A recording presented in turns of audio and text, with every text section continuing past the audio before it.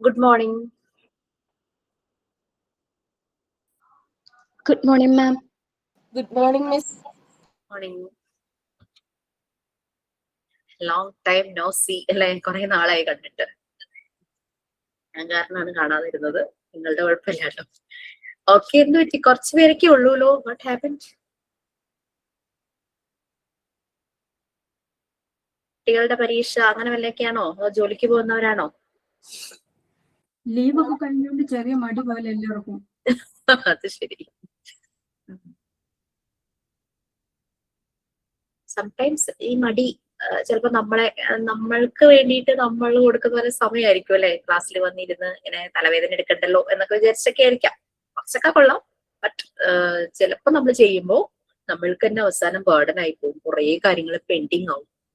പിന്നെ അവസാനം ഒരു ഓട്ടമാണ്. അപ്പൊ നമ്മൾക്ക് നമ്മളുടെ എഫേർട്ട് എടുത്ത് സിൻസിയർ ആയിട്ട് ചെയ്യാൻ പറ്റാതെ വരും. അതാണ് ഒരു പ്രശ്നം വരുന്നത്. അറ്റ് ദ മൊമെന്റ് മടി ഈസ് വെരി റിലീവിങ് ആയിരിക്കും. ഭയങ്കര ഓക്കെ, ഒന്ന് റിലാക്സ് ചെയ്യാന്നായിരിക്കും. പക്ഷെ എൻഡിലെത്തുമ്പോ നമുക്ക് അത് ആമയും മുയലും എന്റെ കഥ നമ്മൾ ആദ്യം ചെറുപ്പത്തിൽ കേൾക്കുമ്പോൾ മുയല് ഇടയ്ക്ക് വെച്ചൊന്ന് ഉറങ്ങാന്ന് വിചാരിച്ചത് കൊണ്ടാണല്ലോ മുയലിന് ലാസ്റ്റ് ഫിനിഷിംഗ് പോയിന്റിൽ ആമ എത്തുന്നത്. അതേപോലത്തെ അവസ്ഥ. എനിക്ക് ആ കഥ കേൾക്കുമ്പോ ഭയങ്കര സങ്കടം തോന്നുമായിരുന്നു. രണ്ടുപേരും ജയിക്കണമായിരുന്നു എന്നുള്ളൊരു അത് അന്ന് ചെറുപ്പത്തിലേ തോന്നിയിട്ടുണ്ടായിരുന്നു കേട്ടോ. പിന്നെ ആ ആമയും മുയൽ എന്നുള്ള കഥ പല പല വേർഷൻസ് ആയിട്ട് മാറി. രണ്ടുപേരും പരസ്പരം സപ്പോർട്ട് ചെയ്യുന്നതായിട്ടും നമ്മുടെ തന്നെ ഏതൊക്കെയോ ബാച്ചിലെ ട്രെയിനീസ് തന്നെത്താനെ നമുക്ക് റെക്കോർഡിൽ കഥ എഴുതണമല്ലോ. അപ്പൊ അങ്ങനെ വന്നപ്പോ അവര് കുറച്ചുകൂടി ഇന്നോവേറ്റീവ് ആയിട്ട് ക്രിയേറ്റീവ് ആയിട്ട് അത് ചെയ്തു. അത് ഓട്ട മത്സരമായിരുന്നില്ല, സ്വിമ്മിങ് ആയിരുന്നു. സ്വിമ്മിങ് എന്ന് പറയുമ്പോൾ മുയലിന് ടഫായിരിക്കും, ആമയ്ക്ക് അത് ഈസിയാ. കടലിൽ അങ്ങനെ ജീവിക്കുന്ന ആമകൾക്കാവുമ്പോ അത് ഈസിയാണ്. പക്ഷെ ആമ മുയലിനെ പുറത്തിരുത്തി സ്വിം ചെയ്തു എന്നാണ് കഥയുടെ എൻഡ് വരുന്നത് കേട്ടോ. അപ്പൊ അങ്ങനെ വളരെ പോസിറ്റീവ് ആയിട്ട് അത് കണ്ടു. ടോം ആൻഡ് ജെറി കാണുമ്പോഴുള്ള സങ്കടം അതാ. എപ്പോഴും ഈ ജെറി കുസൃതിയാണല്ലോ, ടോമിനെ എന്തെങ്കിലും രീതിയിൽ പറ്റിച്ച് ജയിക്കും. അത് കാണുമ്പോൾ ഭയങ്കര വിഷമം തോന്നും. രണ്ടുപേരും കൂടെ ബൈ ബൈ ഇങ്ങനെ കൈകോർത്ത് നിന്ന് കെട്ടിപ്പിടിച്ച് നിൽക്കുന്ന ചില എപ്പിസോഡ്സ് കണ്ടിട്ടുണ്ട്. അത് കാണുമ്പോൾ ഒരു സന്തോഷം. ഓക്കെ ഫ്രണ്ട്സ്, നമുക്ക് സ്റ്റാർട്ട് ചെയ്യാം. പ്രേയർ ആരാ? മാം, പ്രയർ. വാഴ്ത്തിടും നീതാ സ്വർഗനായക, കാത്തുകൊള്ളുക നീ സർവദായക. വിണ്ണിൽ വാഴും നിന്റെ രാജ്യം വന്നിടേണമേ, മധുരം നിന്നാമം പാവനം.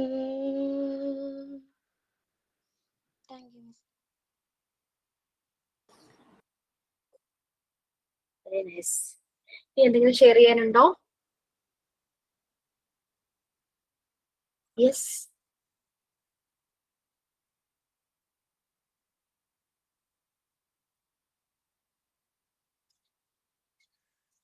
ഇല്ല, ഫൈൻ.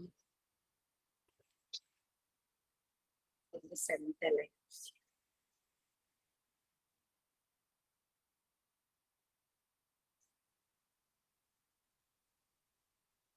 നിങ്ങളുടെ റെക്കോർഡ് റൈറ്റിംഗ് എവിടെ വരെയായി? 2 പറഞ്ഞിട്ടുണ്ടായിരുന്നു മാം. 2 പറഞ്ഞു തന്നു. അത് എന്തായി? എഴുത്തെവിടം വരെയായി? എഴുതാൻ പറ്റുന്നുണ്ടോ? പ്രിപ്പയർ ചെയ്യാൻ പറ്റുന്നുണ്ടോ? എന്തെങ്കിലും ബുദ്ധിമുട്ടുകളുണ്ടോ? ഇപ്പോൾ 2 വലിയ കുഴപ്പമില്ല മാം. ആദ്യത്തെ ഫുൾ എനിക്ക് കംപ്ലീറ്റ് ആയി. രണ്ടാമത്തെ കുറച്ച് ഇങ്ങനെ കട്ടിങ് പേസ്റ്റിങ് അതൊക്കെ ഉള്ളത് ഉണ്ട്. എന്നാലും അത് ഏകദേശം കംപ്ലീറ്റ് ആയിക്കൊണ്ടിരിക്കുന്നു. അതുമായിട്ട് കണക്റ്റഡ് ആയിട്ട് റിലേറ്റഡ് ആയിട്ട് എന്തെങ്കിലും ആക്ടിവിറ്റീസ് എക്സ്ട്രാ നിങ്ങൾക്ക് തോന്നുവാണെങ്കിൽ ആഡ് ചെയ്യാം. റെക്കോർഡിൽ പേജസ് ഉണ്ടെങ്കിൽ കേട്ടോ. നമ്മൾ തന്നത് മാത്രം ഒന്നും വേണ്ട. നിങ്ങൾക്ക് തോന്നുവാണെങ്കിൽ ഇതും കൂടെ ചേർത്താൽ നന്നായിരിക്കും എന്ന് തോന്നുവാണെങ്കിൽ അതും കൂടെയൊക്കെ ആഡ് ചെയ്യാം. ഓക്കെ, കുഴപ്പമില്ല. Okay fine. ദെൻ വേറെന്താ? അത് അത്രയായിട്ടുണ്ട്. അപ്പോ നമ്മൾ ലാസ്റ്റ് ക്ലാസ്സിൽ എനിക്ക് തോന്നുന്നു 6-ാം തീയതിയാണ് നിങ്ങൾക്ക് ഞാൻ ലാസ്റ്റ് ക്ലാസ് എടുത്തിരിക്കുന്നത്. സൈക്കോളജിക്കൽ ഫസ്റ്റ് എയ്ഡ് ആയിരുന്നു. അത് കംപ്ലീറ്റ് ചെയ്തിരുന്നോ? മാം ലാസ്റ്റ് വീക്ക് ഫ്രൈഡേ വന്നിട്ടുണ്ടായിരുന്നു, PFA പറഞ്ഞിട്ടുണ്ടായിരുന്നു അതിന്റെ സപ്പോർട്ടിംഗ് ഒക്കെ. ഇന്ന് ഇനി സൈക്കോളജി യൂണിറ്റ് 6 ലെസൺ എടുക്കാന്നാ പറഞ്ഞത്. Okay fine. Last week 2 days ma'am വന്നിട്ടുണ്ടായിരുന്നു. ലാസ്റ്റ് വീക്ക് ഞാൻ 6th ഞാൻ ലാസ്റ്റ് ക്ലാസ് എടുത്തേക്കണേ. 13നും 25th വന്നിട്ടുണ്ട് ma'am Friday. PFA psychology Friday നിങ്ങൾക്ക് ഞാനൊരു ക്ലാസ് എടുത്തിരുന്നു അല്ലേ? ഇങ്ങനെ മിസ്സാവുന്നു പറഞ്ഞിട്ട് ഞാൻ എടുത്തതായിരുന്നു. Okay okay yes okay. So back to class. നമ്മൾ സൈക്കോളജി ജസ്റ്റ് ഒരു ഇൻട്രൊഡക്ഷൻ പോലെ പറഞ്ഞിരുന്നു സൈക്കോളജി. ഇല്ല, PFA ആയിരുന്നു മാം നമ്മളത് മുഴുവൻ പറഞ്ഞു. അതിന്റെ ഡു നോട്ട് പ്രസന്റ് അതെല്ലാം നമ്മൾ do not demand to them അതൊക്കെ പറഞ്ഞായിരുന്നു മാം. ഓൾമോസ്റ്റ് PFA കഴിഞ്ഞു. കഴിഞ്ഞായിരുന്നു.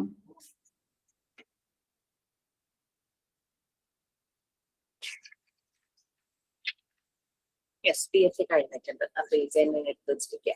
അതൊക്കെ PFAയുടെ ലിങ്ക് ആൻഡ് ലിസൺ വരെ പറഞ്ഞിട്ടുണ്ടായിരുന്നു. Look, link, listen 3 action principles ആണ് നമ്മൾ ഫോളോ ചെയ്യേണ്ടത്. നമ്മളിപ്പോ ഒരാളെ നമ്മൾ ഹീൽ ചെയ്യുവാണെങ്കിൽ, അയാളെ സപ്പോർട്ട് ചെയ്യുവാണെങ്കിൽ ഈ 3 ആക്ഷൻ പ്രിൻസിപ്പിൾസ് അനുസരിച്ച് നമ്മൾ പറഞ്ഞു പ്രാക്ടിക്കൽ കെയർ ആൻഡ് സപ്പോർട്ട് ആണ് കൊടുക്കേണ്ടതെന്ന്. ചുമ്മാ പോയി അവരോട് എന്തെങ്കിലുമൊക്കെ സംസാരിച്ച് അവരെ കേട്ട് അവരുടെ ഒപ്പം ഇരുന്ന് കരഞ്ഞ് തളർന്ന് നമ്മൾ വരിക എന്നുള്ളതല്ല. നമ്മൾ വളരെ പ്രാക്ടിക്കൽ ആയിട്ട് ലുക്ക്, ലിസൺ, ലിങ്ക്. നമ്മൾ സോഫ്റ്റ് ഹേർട്ടഡ് ആണ്, but at the same time നമ്മൾ അവരെ സപ്പോർട്ട് ചെയ്യണം. നമ്മൾ വളരെ ബോൾഡായിട്ട് സോഫ്റ്റ് ആവണം, അറ്റ് ദ സെയിം ടൈം വളരെ ബോൾഡായിട്ട് നിന്ന്. കാരണം അവർക്ക് ഫീൽ ചെയ്യരുത് ഈ ഒരു വ്യക്തി നമുക്ക് എന്നെ കേൾക്കാനോ എന്നെ സപ്പോർട്ട് ചെയ്യാനോ പറ്റിയ ആളല്ല എന്ന് തോന്നരുത്. അവർക്ക് അങ്ങനെ തോന്നി അവർ പിന്നെ ഓപ്പൺ അപ്പ് ആവില്ല. അങ്ങനെ ഒരു സ്പേസ് അവർക്ക് ഫീൽ ചെയ്താൽ മാത്രമാണ് അവർ ഓപ്പൺ അപ്പ് ആവുന്നത്. അപ്പൊ നമ്മൾ ശ്രദ്ധിക്കണം. നമ്മൾ ഭയങ്കരമായിട്ട് നമ്മൾ അവരോട് പേഴ്സണലി അങ്ങോട്ട് വല്ലാതെ ഇടപഴകുകയും ചേരുന്നൊക്കെ അങ്ങനെ ഡൂസ് ആൻഡ് ഡോൺസ് എല്ലാം നമ്മൾ പറയും. ഓക്കെ, അവരുടെ എന്തൊക്കെയാണ് അവരുടെ നീഡ്സ് ഒക്കെ അസൈൻ ചെയ്ത് അവർക്ക് അതിന് വേണ്ടുന്ന കാര്യങ്ങളൊക്കെ ചെയ്ത് കൊടുക്കണം. That is look. Then listen, അവരെ കേൾക്കുക, ഹൃദയം കൊണ്ട് കേൾക്കുക എന്നുള്ളത്. അപ്പൊ അതിനാണ് ആൾക്കാരെ ഇഷ്ടക്ഷാമം. ലിങ്ക്, കണക്ട് ചെയ്യുക, അവർക്ക് വേണ്ടുന്ന കാര്യങ്ങളുമായിട്ട് കണക്ട് ചെയ്യുക. ഓക്കെ ഫ്രണ്ട്, നമ്മളപ്പോൾ സൈക്കോളജി പാർട്ടിലേക്ക് നമ്മൾ കടക്കുവാണ്. സൈക്കോളജി എന്ന് പറയുമ്പോൾ ഒരു വാസ്റ്റ് ആയിട്ടുള്ള കാര്യമാണ് കേട്ടോ. അത് ചുമ്മാ നമുക്ക് എന്തെങ്കിലുമൊക്കെ പറഞ്ഞ് പോകേണ്ട ഒരു കാര്യമല്ല. കഴിഞ്ഞ ദിവസം ഞാൻ എൻ്റെ മോളുടെ കൂടെ +2 പഠിച്ച ഒരു കുട്ടിയോട് സംസാരിച്ചു. ആ കുട്ടിക്ക് സൈക്കോളജി പഠിക്കണം എന്ന ആഗ്രഹം കാരണം ആള് പോയി സൈക്കോളജിക്ക് ചേർന്നു. അപ്പൊ എന്നോട് പറയുക ഞാൻ തോറ്റു പോകും. ഞാൻ ചോദിച്ചു അതെന്ത് പറ്റി? അപ്പോഴാ പറഞ്ഞു ഭയങ്കര ടഫാണെന്ന് പറഞ്ഞു. ഞാൻ പറഞ്ഞു അങ്ങനെയല്ല, നമ്മുടെ പാഷൻ അതിനെ നമ്മൾ മനസ്സിൽ വിചാരിച്ചു കഴിഞ്ഞു കഴിഞ്ഞാൽ എത്ര പ്രോബ്ലം ആണെങ്കിലും നമുക്ക് ഫേസ് ചെയ്ത് സോൾവ് ചെയ്യാനായിട്ട് പറ്റും. അപ്പോൾ അവർ ആ തിയറി എക്സാം പോയിന്റ് ഓഫ് വ്യൂവിൽ കണ്ടതുകൊണ്ടാണ് ഇറ്റ്സ് ടഫ് എന്നാ കുട്ടി പറഞ്ഞത്. ആ ഒരു എക്സാം പോയിന്റ് ഓഫ് വ്യൂവിൽ അല്ലാതെ അത് മനസ്സിലാക്കി അങ്ങ് പോവുകയാണെങ്കിൽ ആ ഒരു ടഫ് ഒന്നും തോന്നില്ല. നമ്മൾ എന്തിനാ സൈക്കോളജി പഠിക്കുന്നതാ നമ്മൾ പറഞ്ഞേ? നമ്മൾ കൊച്ചുകുട്ടികളുടെ മനസ്സ്, അവരുടെ ബിഹേവിയർ ഒക്കെ അറിയാൻ വേണ്ടി. അതെ, കൊച്ചുകുട്ടികളുടെ മനസ്സ് ഭയങ്കര കൺഫ്യൂസ്ഡ് ആയിരിക്കും. അവര് ഉള്ളിൽ തന്നെ ഭയങ്കര കോൺഫ്ലിക്ട്സുകളൊക്കെ ഉണ്ടാകും. അപ്പോ ഈവൻ നമ്മളുടെ ശബ്ദത്തിന്റെ വോയിസ് മോഡുലേഷൻ തന്നെ അവരെ പെട്ടെന്ന് ഡിസ്റ്റർബ്ഡ് ആക്കും അല്ലെ? ഷൗട്ട് ചെയ്യുമ്പോഴേക്കും കുട്ടികൾ ഞെട്ടി പോണത് കാണാം. ചിലപ്പോൾ ഉറക്കത്തിൽ വരെ ആ ഞെട്ടല് പിന്നെ അവരെ ഹോണ്ട് ചെയ്തോണ്ടിരിക്കും. അതുകൊണ്ട് ഒരു കുട്ടിയെ നമ്മൾ ഡീൽ ചെയ്യുമ്പോൾ നമ്മൾ മനസ്സിലാക്കണം, അത്രയും ആ ഒരു ചെറിയ എന്താ പറയാ ഒരു മനസ്സാണ് വന്ന് മുന്നിലിരിക്കുന്നത്. വളരെ ഡെലിക്കേറ്റ് ആണ്, വളരെ സെൻസിറ്റീവ് ആണ് എന്നുള്ള രീതിയിൽ നമ്മൾ മനസ്സിലാക്കി അവരെ കെയർ ചെയ്യാന്നുള്ളതാണ്. ഓക്കെ ഫ്രണ്ട്സ്, സോ ഞാൻ ഒന്ന് ഷെയർ ചെയ്യാം.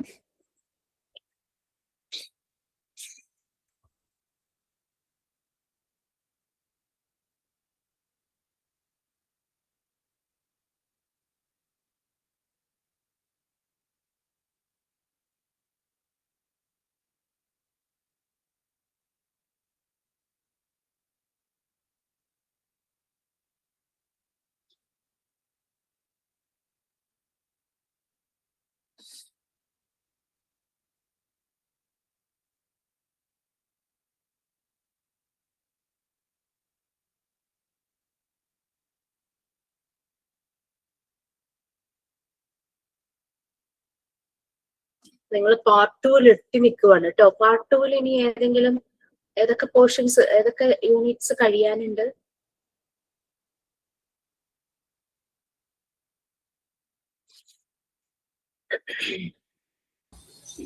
പാർട്ട് 2-ല് ഒന്ന് കോഗ്നിറ്റീവ് ഡെവലപ്മെന്റ് ഉള്ള ലെസൺ ഉണ്ട് മാം, പിന്നെ സൈക്കോളജി, പിന്നെ individual difference. What about education psychology? Unit 7. ഇല്ല മാം, അതും എടുത്തില്ല. അങ്ങനെ പറയാൻ കാരണം പാർട്ട് 1 ആൻഡ് പാർട്ട് 2 കംപ്ലീറ്റ് കഴിഞ്ഞു കഴിഞ്ഞാൽ നമ്മൾക്ക് ടേം 1 എക്സാമിനേഷൻ സ്റ്റാർട്ട് ചെയ്യും. അതറിയാലോ? അത് മാം മുന്നേ പറഞ്ഞിട്ടുണ്ടായിരുന്നു ഒരു തവണ. ടേം 1 എക്സാമിനേഷൻ എങ്ങനെയാണെന്നൊക്കെ ഉള്ളതൊക്കെ നിങ്ങൾക്ക് അറിയാലോ അല്ലെ? ഡീറ്റെയിൽ ആയിട്ട് അറിയത്തില്ല മാം, എക്സാം ഉണ്ടാവുമെന്ന് മാത്രമേ അറിയത്തുള്ളൂ. ടേം 1 എക്സാമിനേഷനിൽ 50 ക്വസ്റ്റ്യൻസ് ആയിരിക്കും. Okay ma'am. ഓരോ ക്വസ്റ്റ്യനും 2 മാർക്ക് വീതമാണ്. അതായത് 100-ലായിരിക്കും ടോട്ടൽ. ഔട്ട് ഓഫ് 100-ലായിരിക്കും നിങ്ങൾക്ക് മാർക്ക് വരുന്നത്. ഈ 50 ക്വസ്റ്റ്യനില് 40 ക്വസ്റ്റ്യൻ ആയിരിക്കും നമ്മുടെ മോഡ്യൂൾ 1-ലെ പാർട്ട് 1-ഉം പാർട്ട് 2 സബ്ജക്റ്റിൽ നിന്ന് വരുന്നത്. ബാക്കി 10 ക്വസ്റ്റ്യൻസ് നിങ്ങളുടെ മോഡ്യൂൾ 2 ഇംഗ്ലീഷിൽ നിന്നായിരിക്കും. Okay ma'am. നിങ്ങൾ അത്രയും കാലം പഠിപ്പിച്ച ആ ഒരു പോർഷൻസിൽ നിന്നായിരിക്കും ഇംഗ്ലീഷിന്റെ ക്വസ്റ്റ്യൻ. അപ്പൊ 20 മാർക്ക് ഇംഗ്ലീഷും 80 മാർക്കാണ് മോഡ്യൂൾ 1-ലെ പാർട്ട് 1 ആൻഡ് 2-ൽ നിന്ന് വരുന്നത്. മനസ്സിലായോ? Okay ma'am. എല്ലാം ഒബ്ജക്റ്റീവ് ടൈപ്പ് ക്വസ്റ്റ്യൻസ്. എല്ലാം MCQ ആയിരിക്കും. ഇതേ മോഡലിൽ തന്നെയായിരിക്കും പാർട്ട് 3-ഉം 4-ഉം കഴിയുമ്പോൾ ടേം 2 എക്സാമിനേഷൻ നടത്തുന്നത്. സെയിം ടേം 1 നടത്തിയ പോലെ തന്നെ അതേപോലെ 50 question, 40 question from module 1, 10 questions from module 2 English, അങ്ങനെ വീണ്ടും നടത്തും. ഇതൊരു മോഡൽ എക്സാം പോലെയാണ്. മെയിൻ എക്സാമിനേക്ക് പോകുന്നതിന് മുമ്പുള്ള 2 ഗോൾ പോസ്റ്റുകളാണ് ഇത് രണ്ടും. നിങ്ങളുടെ മിഷൻ എന്ന് പറഞ്ഞു കഴിഞ്ഞാൽ മെയിൻ എക്സാം പ്രാക്ടിക്കൽസും അത് ക്വാളിഫൈ ചെയ്യുക എന്നുള്ളതാണ്. അപ്പൊ ആ ഒരു മിഷനിലേക്ക് പോകുന്നതിന് മുമ്പുള്ള 2 ഗോൾ പോസ്റ്റുകളാണ് ഈ ടേം 1-ഉം ടേം 2-ഉം. ടേം 2 എക്സാമിനേഷൻ കഴിയുക എന്ന് പറഞ്ഞു കഴിഞ്ഞാൽ അതിന്റെ അർത്ഥം നമ്മുടെ മോഡ്യൂൾ 1-ഉം മോഡ്യൂൾ 2-ഉം ഫിനിഷ് ആകുക എന്നുള്ളതാണ്. അത് കഴിഞ്ഞാൽ നിങ്ങളുടെ മെയിൻ എക്സാം സ്റ്റാർട്ട് ചെയ്യും. അപ്പൊ ഒരു സ്റ്റഡി ലീവ് തരും, എന്നിട്ടായിരിക്കും മെയിൻ എക്സാം സ്റ്റാർട്ട് ചെയ്യുക. അപ്പൊ ഒരു കാര്യം ശ്രദ്ധിക്കേണ്ടത്, ഡിപ്ലോമ കുട്ടികളുടെയും PG കുട്ടികളുടെയും കോമൺ സബ്ജക്റ്റ് ആണ് module 1, module 2, module 3. Module 3 practicals ആണ്. ഡോക്ടർ മറിയ മോണ്ടിസോറി സ്കൂളിലെ ക്ലാസ് റൂം, മോണ്ടിസോറി സ്കൂളിന്നോ ക്ലാസ് റൂമിന്നോ ഒന്നും അവർക്ക് പറയാൻ ഇഷ്ടമുണ്ടായില്ല. ചിൽഡ്രൻസ് ഹൗസ് എന്ന് അർത്ഥം വരുന്ന രീതിയിലുള്ള ഒരു ഇറ്റാലിയൻ വേർഡാണ് അവർ മോണ്ടിസോറി സ്കൂളിന് യൂസ് ചെയ്തിരുന്നത്. കാസാഡെ ബാമ്പിനി ആണ് ഇറ്റാലിയൻ വേർഡ്. അവര് കുട്ടികളുടെ വീട്, ചിൽഡ്രൻസ് ഹൗസ് ഓഫ് ചിൽഡ്രൻ അങ്ങനെയായിരുന്നു പറഞ്ഞത്. ക്ലാസ് റൂമുകളില്ല, അടച്ചിട്ട ക്ലാസ് റൂമുകളില്ല, എല്ലാം ഓപ്പൺ സ്പേസുകളായിരുന്നു. മോണ്ടിസോറി പ്രിപ്പയർഡ് എൻവിയോൺമെന്റ് എന്നായിരുന്നു അതിനെ പറഞ്ഞിരുന്നത്. ഒരു എൻവിയോൺമെന്റ്, കുട്ടികൾക്ക് ചിരിച്ചും കളിച്ചും പഠിച്ചും വളരാൻ പറ്റുന്ന ഒരു എൻവിയോൺമെന്റ്. ആ ഒരു എൻവിയോൺമെന്റിനെ 5 ഏരിയ ആയിട്ട് തിരിച്ചിട്ടുണ്ട്. ഈ 5 ഏരിയയെ കുറിച്ചാണ് നമ്മുടെ മോഡ്യൂൾ 3. നിങ്ങൾ മോഡ്യൂൾ 3 ചുമ്മാ ഒന്ന് മറിച്ച് നോക്കിക്കഴിഞ്ഞാൽ കാണാം അതിന് 5 പാർട്സ് ഉണ്ട്. ഈ 5 parts doctor Maria Montessori divide ചെയ്ത 5 ഏരിയകളാണ്. ഈ 5 ഏരിയയിലെ പ്രാക്ടിക്കൽ സെഷൻ, കുറെ മെറ്റീരിയൽസ് ഉണ്ട് ഈ 5 ഏരിയയിലും. ഈ 5 അപ്പൊ നമ്മൾ ശരിക്കും പറഞ്ഞു കഴിഞ്ഞാല് ആ ഏരിയയിലുള്ള മെറ്റീരിയൽസ്, മെയിൻ ആയിട്ടുള്ള എല്ലാ മെറ്റീരിയൽസും നമ്മളിവിടെ പർച്ചേസ് ചെയ്തിട്ടുണ്ട്. നിങ്ങൾക്ക് അതുകൊണ്ടുള്ള പ്രാക്ടിക്കൽ ക്ലാസ് പ്രൊവൈഡ് ചെയ്യും. പ്രാക്ടിക്കൽ ക്ലാസ് 2 രീതിയിൽ പ്രൊവൈഡ് ചെയ്യുന്നുണ്ട്. 1 എന്ന് പറഞ്ഞു കഴിഞ്ഞാൽ നമ്മളിപ്പോ ഓൺലൈനായിട്ട് ക്ലാസ് തരുന്ന പോലെ ഡെമോൺസ്ട്രേഷൻ ക്ലാസ്, ഓരോ മെറ്റീരിയൽസും എങ്ങനെയാണ്, അതുകൊണ്ട് കുട്ടി എന്ത് പഠിക്കുന്നു, അതിന്റെ ഷേപ്പ് എങ്ങനെയാണ്, സൈസ് എങ്ങനെയാണ്, അങ്ങനെയുള്ള കാര്യങ്ങൾ നമ്മൾ ഓൺലൈനിൽ നിങ്ങൾക്ക് അതിന്റെ ഡെമോ കാണിച്ചു തരും. ഒരു കൺവീനിയന്റ് ആയിട്ടുള്ള ഒരു ഡേറ്റ് വെച്ചിട്ട് നിങ്ങൾക്ക് വരാൻ പറ്റുന്നവര്, എല്ലാവർക്കും ചിലപ്പോൾ പറ്റിയെന്ന് വരില്ല, നമ്മളുടെ ഓഫീസിൽ അത് വന്ന് ചെയ്യാനുള്ള ഒരു എൻവിയോൺമെന്റും നമുക്കുണ്ട്. നമുക്ക് അതിനൊരു സ്പേസ് ഉണ്ട്. ഒരു മോണ്ടിസോറി സ്കൂളിലെ ഒരു ക്ലാസ് റൂമിൽ ഇരുന്ന് ചെയ്യുന്ന പോലെ അവിടുത്തെ കുട്ടികളെ പോലെ നിങ്ങൾക്ക് ഇരുന്ന് ചെയ്യാനായിട്ട് പറ്റും ആ മെറ്റീരിയൽസ് യൂസ് ചെയ്തിട്ട്. കാരണം നമുക്ക് കാണുന്നതിനേക്കാൾ നമ്മൾക്ക് വന്നത് തൊട്ട് നോക്കുമ്പോൾ അതുകൊണ്ട് നമ്മൾ തന്നെ ഒന്ന് ഒരു കുട്ടിയെ പോലെ ചെയ്ത് നോക്കുമ്പോഴാണ് നമുക്ക് കുറച്ചുകൂടെ ക്ലാരിറ്റി കിട്ടുന്നത്. പക്ഷെ ടെൻഷൻ വേണ്ട, വരാൻ പറ്റാത്തവർക്ക് ചിലർക്ക് ദൂരം, കൊച്ചു കുട്ടികൾ ഉണ്ടാവും, അല്ലെങ്കിൽ എന്തെങ്കിലും ഹെൽത്ത് ഇഷ്യൂസ് ഉണ്ടാവും, പ്രഗ്നന്റ് ആയിരിക്കും, അങ്ങനെയൊക്കെ ഉള്ളവർക്ക് വരാൻ ഇച്ചിരി വിഷമമായിരിക്കുമല്ലോ. അപ്പൊ അതുകൊണ്ട് അങ്ങനെ ഓർത്ത് വിഷമിക്കേണ്ട. ഡെമോൺസ്ട്രേഷൻ ക്ലാസ് നമ്മൾ നല്ല ക്ലാരിറ്റിയോട് കൂടെ തന്നെ നിങ്ങൾക്ക് പ്രൊവൈഡ് ചെയ്യും. അത് കൂടാതെ നേരിട്ട് വരുന്നവര് നിങ്ങൾ ചെയ്യുമ്പോൾ അത് നല്ല രീതിയിൽ വീഡിയോ എടുത്ത് നിങ്ങളുടെ ഫ്രണ്ട്സിന് ഷെയർ ചെയ്യുമ്പോൾ അവർക്ക് കുറച്ചുകൂടെ ക്ലിയർ ആകും. ഓക്കെ, ഇപ്പൊ മോഡ്യൂൾ 3 അതാണ്. അവിടെ നമുക്ക് തിയറി എക്സാമുകളൊന്നുമില്ല. നിങ്ങളുടെ പ്രാക്ടിക്കൽസ് 5ാമത്തെ റെക്കോർഡ് മോഡ്യൂൾ 3 ബേസ് ചെയ്തിട്ടാണ്. ഓക്കെ, അപ്പൊ അത് നല്ല രീതിയിൽ മനസ്സിലാക്കുക. കാരണം ആക്ടിവിറ്റി ആണ് ശരിക്കും മോണ്ടസോറി കോഴ്സിലുള്ളത്, തിയറി അല്ല. തിയറി നമ്മുടെ ഒരു ബേസ് ആണ്.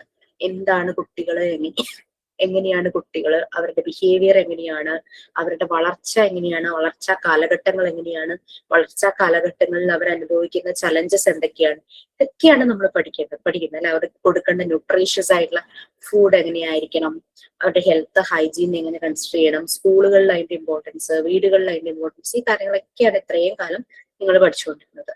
ഇനി മറിയ മോണ്ടിസോറിയുടെ തിയറി ഉണ്ട്. ആ ഒരു തിയറി എന്താണ്, മറിയ മോണ്ടിസോറി എന്താണ് ഉദ്ദേശിച്ചത്, അതെങ്ങനെയാണ് അവർ അപ്ലൈ ചെയ്തത്, അതിന്റെ മെത്തേഡ്സ് എന്താണ്, അത് അപ്ലൈ ചെയ്തപ്പോൾ അവർക്ക് എന്ത് മനസ്സിലായി, അതാണ് നമ്മൾ പാർട്ട് 3 പഠിക്കുന്നത്. ഓക്കെ, ഈ കുട്ടികളുടെ ബിഹേവിയറും കാര്യങ്ങളും അങ്ങനെയൊക്കെ വരും. പിന്നെ പാർട്ട് 4 വരുമ്പോഴേക്കും സ്കൂൾ എങ്ങനെയാണ്, സ്കൂളില് കുട്ടികളുടെ കാര്യങ്ങൾ എങ്ങനെയാണ്, സ്റ്റാഫ് എങ്ങനെയാണ്, പാരന്റ്സുമായിട്ടുള്ള കണക്ഷൻ എങ്ങനെയാണ്, അതൊക്കെയാണ് പാർട്ട് 4 വരുന്നത്. സോ ഇനി പി ജിക്കാർക്ക് മോഡ്യൂൾ 4, മോഡ്യൂൾ 5 എന്ന് പറഞ്ഞിട്ടുണ്ട്. മോഡ്യൂൾ 3 വരെ പി ജിക്കും ഡിപ്ലോമയ്ക്കും കോമൺ ആണ്. 4 and 5 പി ജിക്ക് മാത്രമുള്ള സബ്ജക്റ്റ് ആണ്. അവർക്ക് അത് 2 സബ്ജക്റ്റ് ആയിട്ട് അവർ എക്സ്ട്രാ 2 സബ്ജക്റ്റ് പരീക്ഷ എഴുതണം. മിസ്സേ, യുജിന്റെ കഴിഞ്ഞിട്ടാണോ പി ജി എക്സാം ഉണ്ടാകുള്ളൂ? ശരിക്കും നമ്മൾ പറയുകയാണെങ്കിൽ നമ്മുടെ ഈ കോമൺ സബ്ജക്റ്റ് എന്ന് ഞാൻ പറഞ്ഞില്ലേ, ഡിപ്ലോമ പി ജിയുടെ, അത് നടക്കുന്നതിന് പാരലൽ ആയിട്ട് വേറൊരു ടൈം സ്ലോട്ടിൽ പി ജിയുടെ ക്ലാസ് നടക്കും. അപ്പൊ നമുക്ക് ഡിലേ ആകില്ല. അല്ലെങ്കിൽ നമ്മുടെ ഡിപ്ലോമ കുട്ടികൾ വെയിറ്റ് ചെയ്യേണ്ടവരില്ലേ എല്ലാ ഫുൾ കഴിയണത്. അപ്പൊ അതിന് പാരലായി നടന്ന് നിങ്ങളുടെ കോമൺ സബ്ജക്റ്റിന്റെ പരീക്ഷ കഴിഞ്ഞ് ഒരു 1 വീക്കോ ഒക്കെ കഴിയുമ്പോഴേക്കും പി ജിയുടെ എക്സാമും വെച്ച് അതിന്റെ ഇൻബിറ്റ്വീൻ വൈവ നടത്തി എല്ലാം കഴിഞ്ഞ് നമുക്ക് ഒട്ടും ഡിലേ ആകാതെ മാർക്ക് പബ്ലിഷ് ചെയ്യാനും പറ്റും. നിങ്ങളുടെ കോൺവൊക്കേഷന് വേണ്ടിയിട്ടുള്ള കാര്യങ്ങൾ ചെയ്യാനായിട്ട് പറ്റും. അപ്പൊ അതങ്ങനെയാണ്. അല്ലാണ്ട് നമ്മൾ ഡിപ്ലോമയിലെ കുട്ടികൾ ചുമ്മാ കുറെ ദിവസം ഇരിക്കേണ്ട വരില്ല. പാരലലി നമ്മൾ പി ജിയുടെ ക്ലാസ് ഒരു പാർട്ട് 3 ഒക്കെ കഴിയുമ്പോഴേക്കും നമ്മളങ്ങ് തുടങ്ങും. മനസ്സിലായില്ലേ? ഒരു 2 months നമ്മൾ നല്ലപോലെ എല്ലാവരും കൂടെ ഒന്ന് കോപ്പറേറ്റ് ചെയ്യുകയാണെങ്കിൽ 1.5 months കൊണ്ട് പി ജി തീരും. അത് വായിച്ചു പോകാൻ പറ്റുന്ന ടോപ്പിക്സ് ആണ്. ഓക്കെ, നമ്മളിപ്പോ പാർട്ട് 2 എത്തിയിട്ടുള്ളൂ. അപ്പൊ 3 യൂണിറ്റ്സ് പാർട്ട് 2 കഴിഞ്ഞു കഴിഞ്ഞാൽ നിങ്ങൾക്ക് ടേം 1 എക്സാമിനേഷൻ ഉണ്ട്. അപ്പൊ അതൊക്കെ ഒന്ന് ഓർത്തിരിക്കുക. സൈക്കോളജിയെ കുറിച്ച് നമ്മൾ പറയുവാണ്. സൈക്കോളജി എന്ന് പറയുമ്പോൾ സൈക്കോളജി പഠിക്കുന്ന എല്ലാവരും, ഇപ്പോഴും അതിനെപ്പറ്റി റിസർച്ച് ചെയ്യുന്ന, അനലൈസ് ചെയ്യുന്ന എല്ലാവരുടെയും ഒരു ഫോക്കൽ പോയിന്റ് ആണ് സൈക്കോ അനാലിസിന്റെ ഫൗണ്ടറായ സിഗ്മണ്ട് ഫ്രോയിഡ്. സിഗ്മണ്ട് ഫ്രോയിഡിന്റെ കാര്യം ചൈൽഡ് ഡെവലപ്മെന്റിൽ പറഞ്ഞിട്ടുണ്ടായിരുന്നോ? ഞാനോ അല്ലെങ്കിൽ ഏതെങ്കിലും ടീച്ചേഴ്സ് പറഞ്ഞിട്ടുണ്ടായിരുന്നു സിഗ്മണ്ട് ഫ്രോയിഡ് ചൈൽഡ് ഡെവലപ്മെന്റിനെ കുറിച്ച്? സിഗ്മണ്ട് ഫ്രോയിഡിന്റെ ഒബ്സർവേഷൻ നമ്മൾ സംസാരിച്ചിട്ടുണ്ടോ, ഡിസ്കസ് ചെയ്തിട്ടുണ്ടോ? ഇല്ലെന്നാണ് മാമ, ഞാൻ ഇനി ഇല്ലാത്ത ക്ലാസ്സിൽ പറഞ്ഞോന്ന് അറിയത്തില്ല മാം. കുഴപ്പമില്ല, ഞാൻ ഒന്നുകൂടെ പറയാം, നോ പ്രോബ്ലം. പിന്നെ അദ്ദേഹത്തിന്റെ മകളുണ്ട്, Anna Freud. Anne Freud or Anna Freud something, അങ്ങനെ എന്തോ ആണ് പേര്. എനിക്ക് എപ്പോഴും പ്രത്യേകിച്ച് ഫോറിനേഴ്സിന്റെ പേര് സ്പെല്ല് ചെയ്യാന്ന് പറഞ്ഞാൽ I am very very very very bad എന്ന് പറയാം. എന്റെ പ്രൊനൗൺസിയേഷൻ ഒട്ടും ശരിയാകാറില്ല. പലപ്പോഴും നിങ്ങളെ ക്ലാസ്സിലുള്ള കുട്ടികളാണ് കേട്ടോ എന്നെ കറക്റ്റ് ചെയ്ത് തരാറ്. എനിക്കത് ഭയങ്കര സന്തോഷമുള്ള കാര്യമാണ്. നമ്മളെ ഒന്ന് തിരുത്തി അപ്പൊ ആ ഇൻസ്റ്റന്റ് തിരുത്തി തരിക. അല്ലെങ്കിൽ നമ്മൾ എത്രയോ കാലം ആ തെറ്റ് തന്നെ പറയൂലേ. ഇങ്ങനെ ചില കുട്ടികൾ ചിലപ്പോൾ മാമിന് എന്ത് തോന്നും, ആ ഒരു തോന്നൽ വേണ്ട. ആ ഇൻസ്റ്റന്റിൽ തിരുത്തുക. ഞാൻ അപ്പൊ തന്നെ ഞാനങ്ങ് കറക്റ്റ് ആയില്ലേ, ഞാനങ്ങ് ശരിയായി. അല്ലെങ്കിൽ എന്താ, ഞാൻ ആ തെറ്റ് ഇങ്ങനെ പറഞ്ഞോണ്ടേ. സോ അന്ന ഫ്രോയിഡ് ആണോ, ആനാണോ അന്നയാണോ എന്ന് എനിക്കൊരു സംശയം തോന്നി, അതുകൊണ്ടാണേ. ഓക്കെ, സിഗ്മണ്ട് ഫ്രോയിഡ് ഏതൊരു സൈക്കോളജി പഠിക്കുന്ന ആളുകളും അല്ലെങ്കിൽ സൈക്കോളജിസ്റ്റ് അവരുടെ കയ്യിൽ സിഗ്മണ്ട് ഫ്രോയിഡിന്റെ ഒരു ബുക്ക് ഉണ്ടായിരിക്കും. ഒരു തലതൊട്ടപ്പൻ എന്നുള്ള രീതിയിൽ അദ്ദേഹത്തെ വെച്ചിട്ടാണ് ഈ സൈക്കോളജിസ്റ്റുകൾ എല്ലാവരും പറയുന്നത്. പക്ഷേ ഇദ്ദേഹത്തിന്റെ പല ഒബ്സർവേഷനും അനാലിസിസ് അത് എല്ലായിടത്തുള്ളതാണ്, വിമർശിക്കപ്പെട്ടിട്ടുണ്ട്. ചൈൽഡ് ഡെവലപ്മെന്റിൽ അദ്ദേഹത്തിന്റെ ഒബ്സർവേഷനെ ഭയങ്കരമായിട്ട് വിമർശിക്കുന്നുണ്ട്, ഇപ്പോഴും വിമർശിച്ചുകൊണ്ടിരിക്കുന്നുണ്ടായിരുന്നു. ഞാൻ ഒരു മൂലയിലിരിക്കുന്ന ഞാൻ തന്നെ അത് വായിച്ചിട്ട് എനിക്കിനെ ഡൈജസ്റ്റ് ചെയ്തിട്ടില്ല. പിന്നെ വലിയ വലിയ സൈക്കോളജിസ്റ്റുകളുടെ കാര്യം പറയേണ്ടതില്ലല്ലോ. എഡ്യൂക്കേറ്റേഴ്സ്, സൈക്കോളജിസ്റ്റ്, അങ്ങനെ പല എഡ്യൂക്കേഷൻ മേഖലയിലുള്ള പലരും സിഗ്മണ്ട് ഫ്രോയിഡിന്റെ ഒബ്സർവേഷനെ ഭയങ്കരമായിട്ട് ക്രിട്ടിസൈസ് ചെയ്തു. അദ്ദേഹം ജീൻ പിയാജെ ഒക്കെ കോഗ്നിറ്റീവ് ഡെവലപ്മെന്റ്, അതായത് ചൈൽഡ് ഡെവലപ്മെന്റ്, അവരുടെ ബുദ്ധി, ഇന്റലക്ച്വൽ അതിന്റെ വളർച്ചയ്ക്ക് അനുസരിച്ച് പറഞ്ഞു.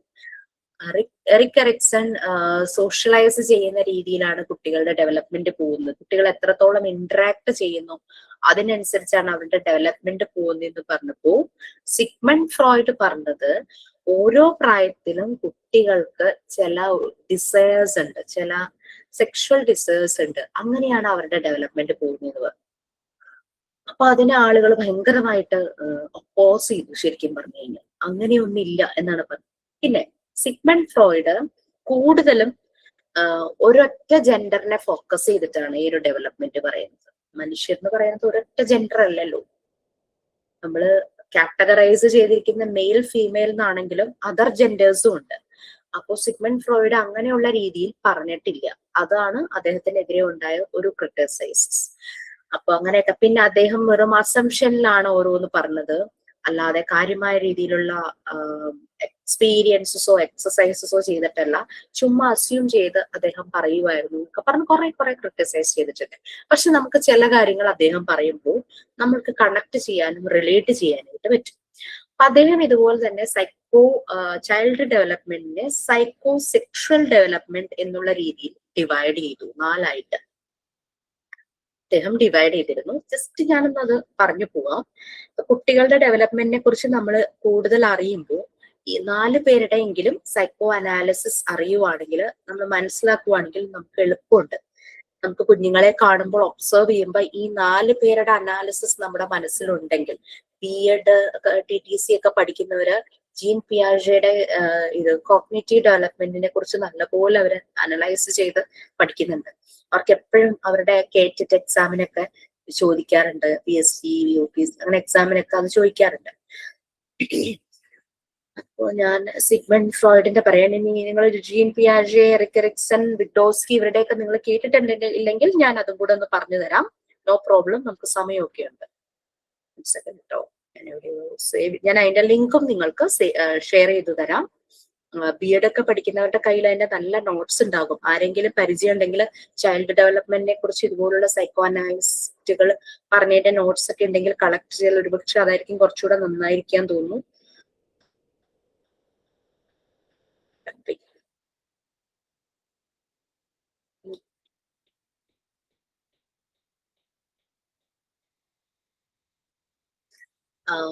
സിഗ്മണ്ട് ഫ്രോയിഡിന്റെ ഫസ്റ്റ് സ്റ്റേജ് ആയിരുന്നു ചൈൽഡ് ഡെവലപ്മെന്റിനെ കുറിച്ച്. അദ്ദേഹം അത് സൈക്കോ സെക്ഷൽ ഡെവലപ്മെന്റ് എന്നാണ് പറഞ്ഞത്. ഫസ്റ്റ് ഡെവലപ്മെന്റ് ആയിരുന്നു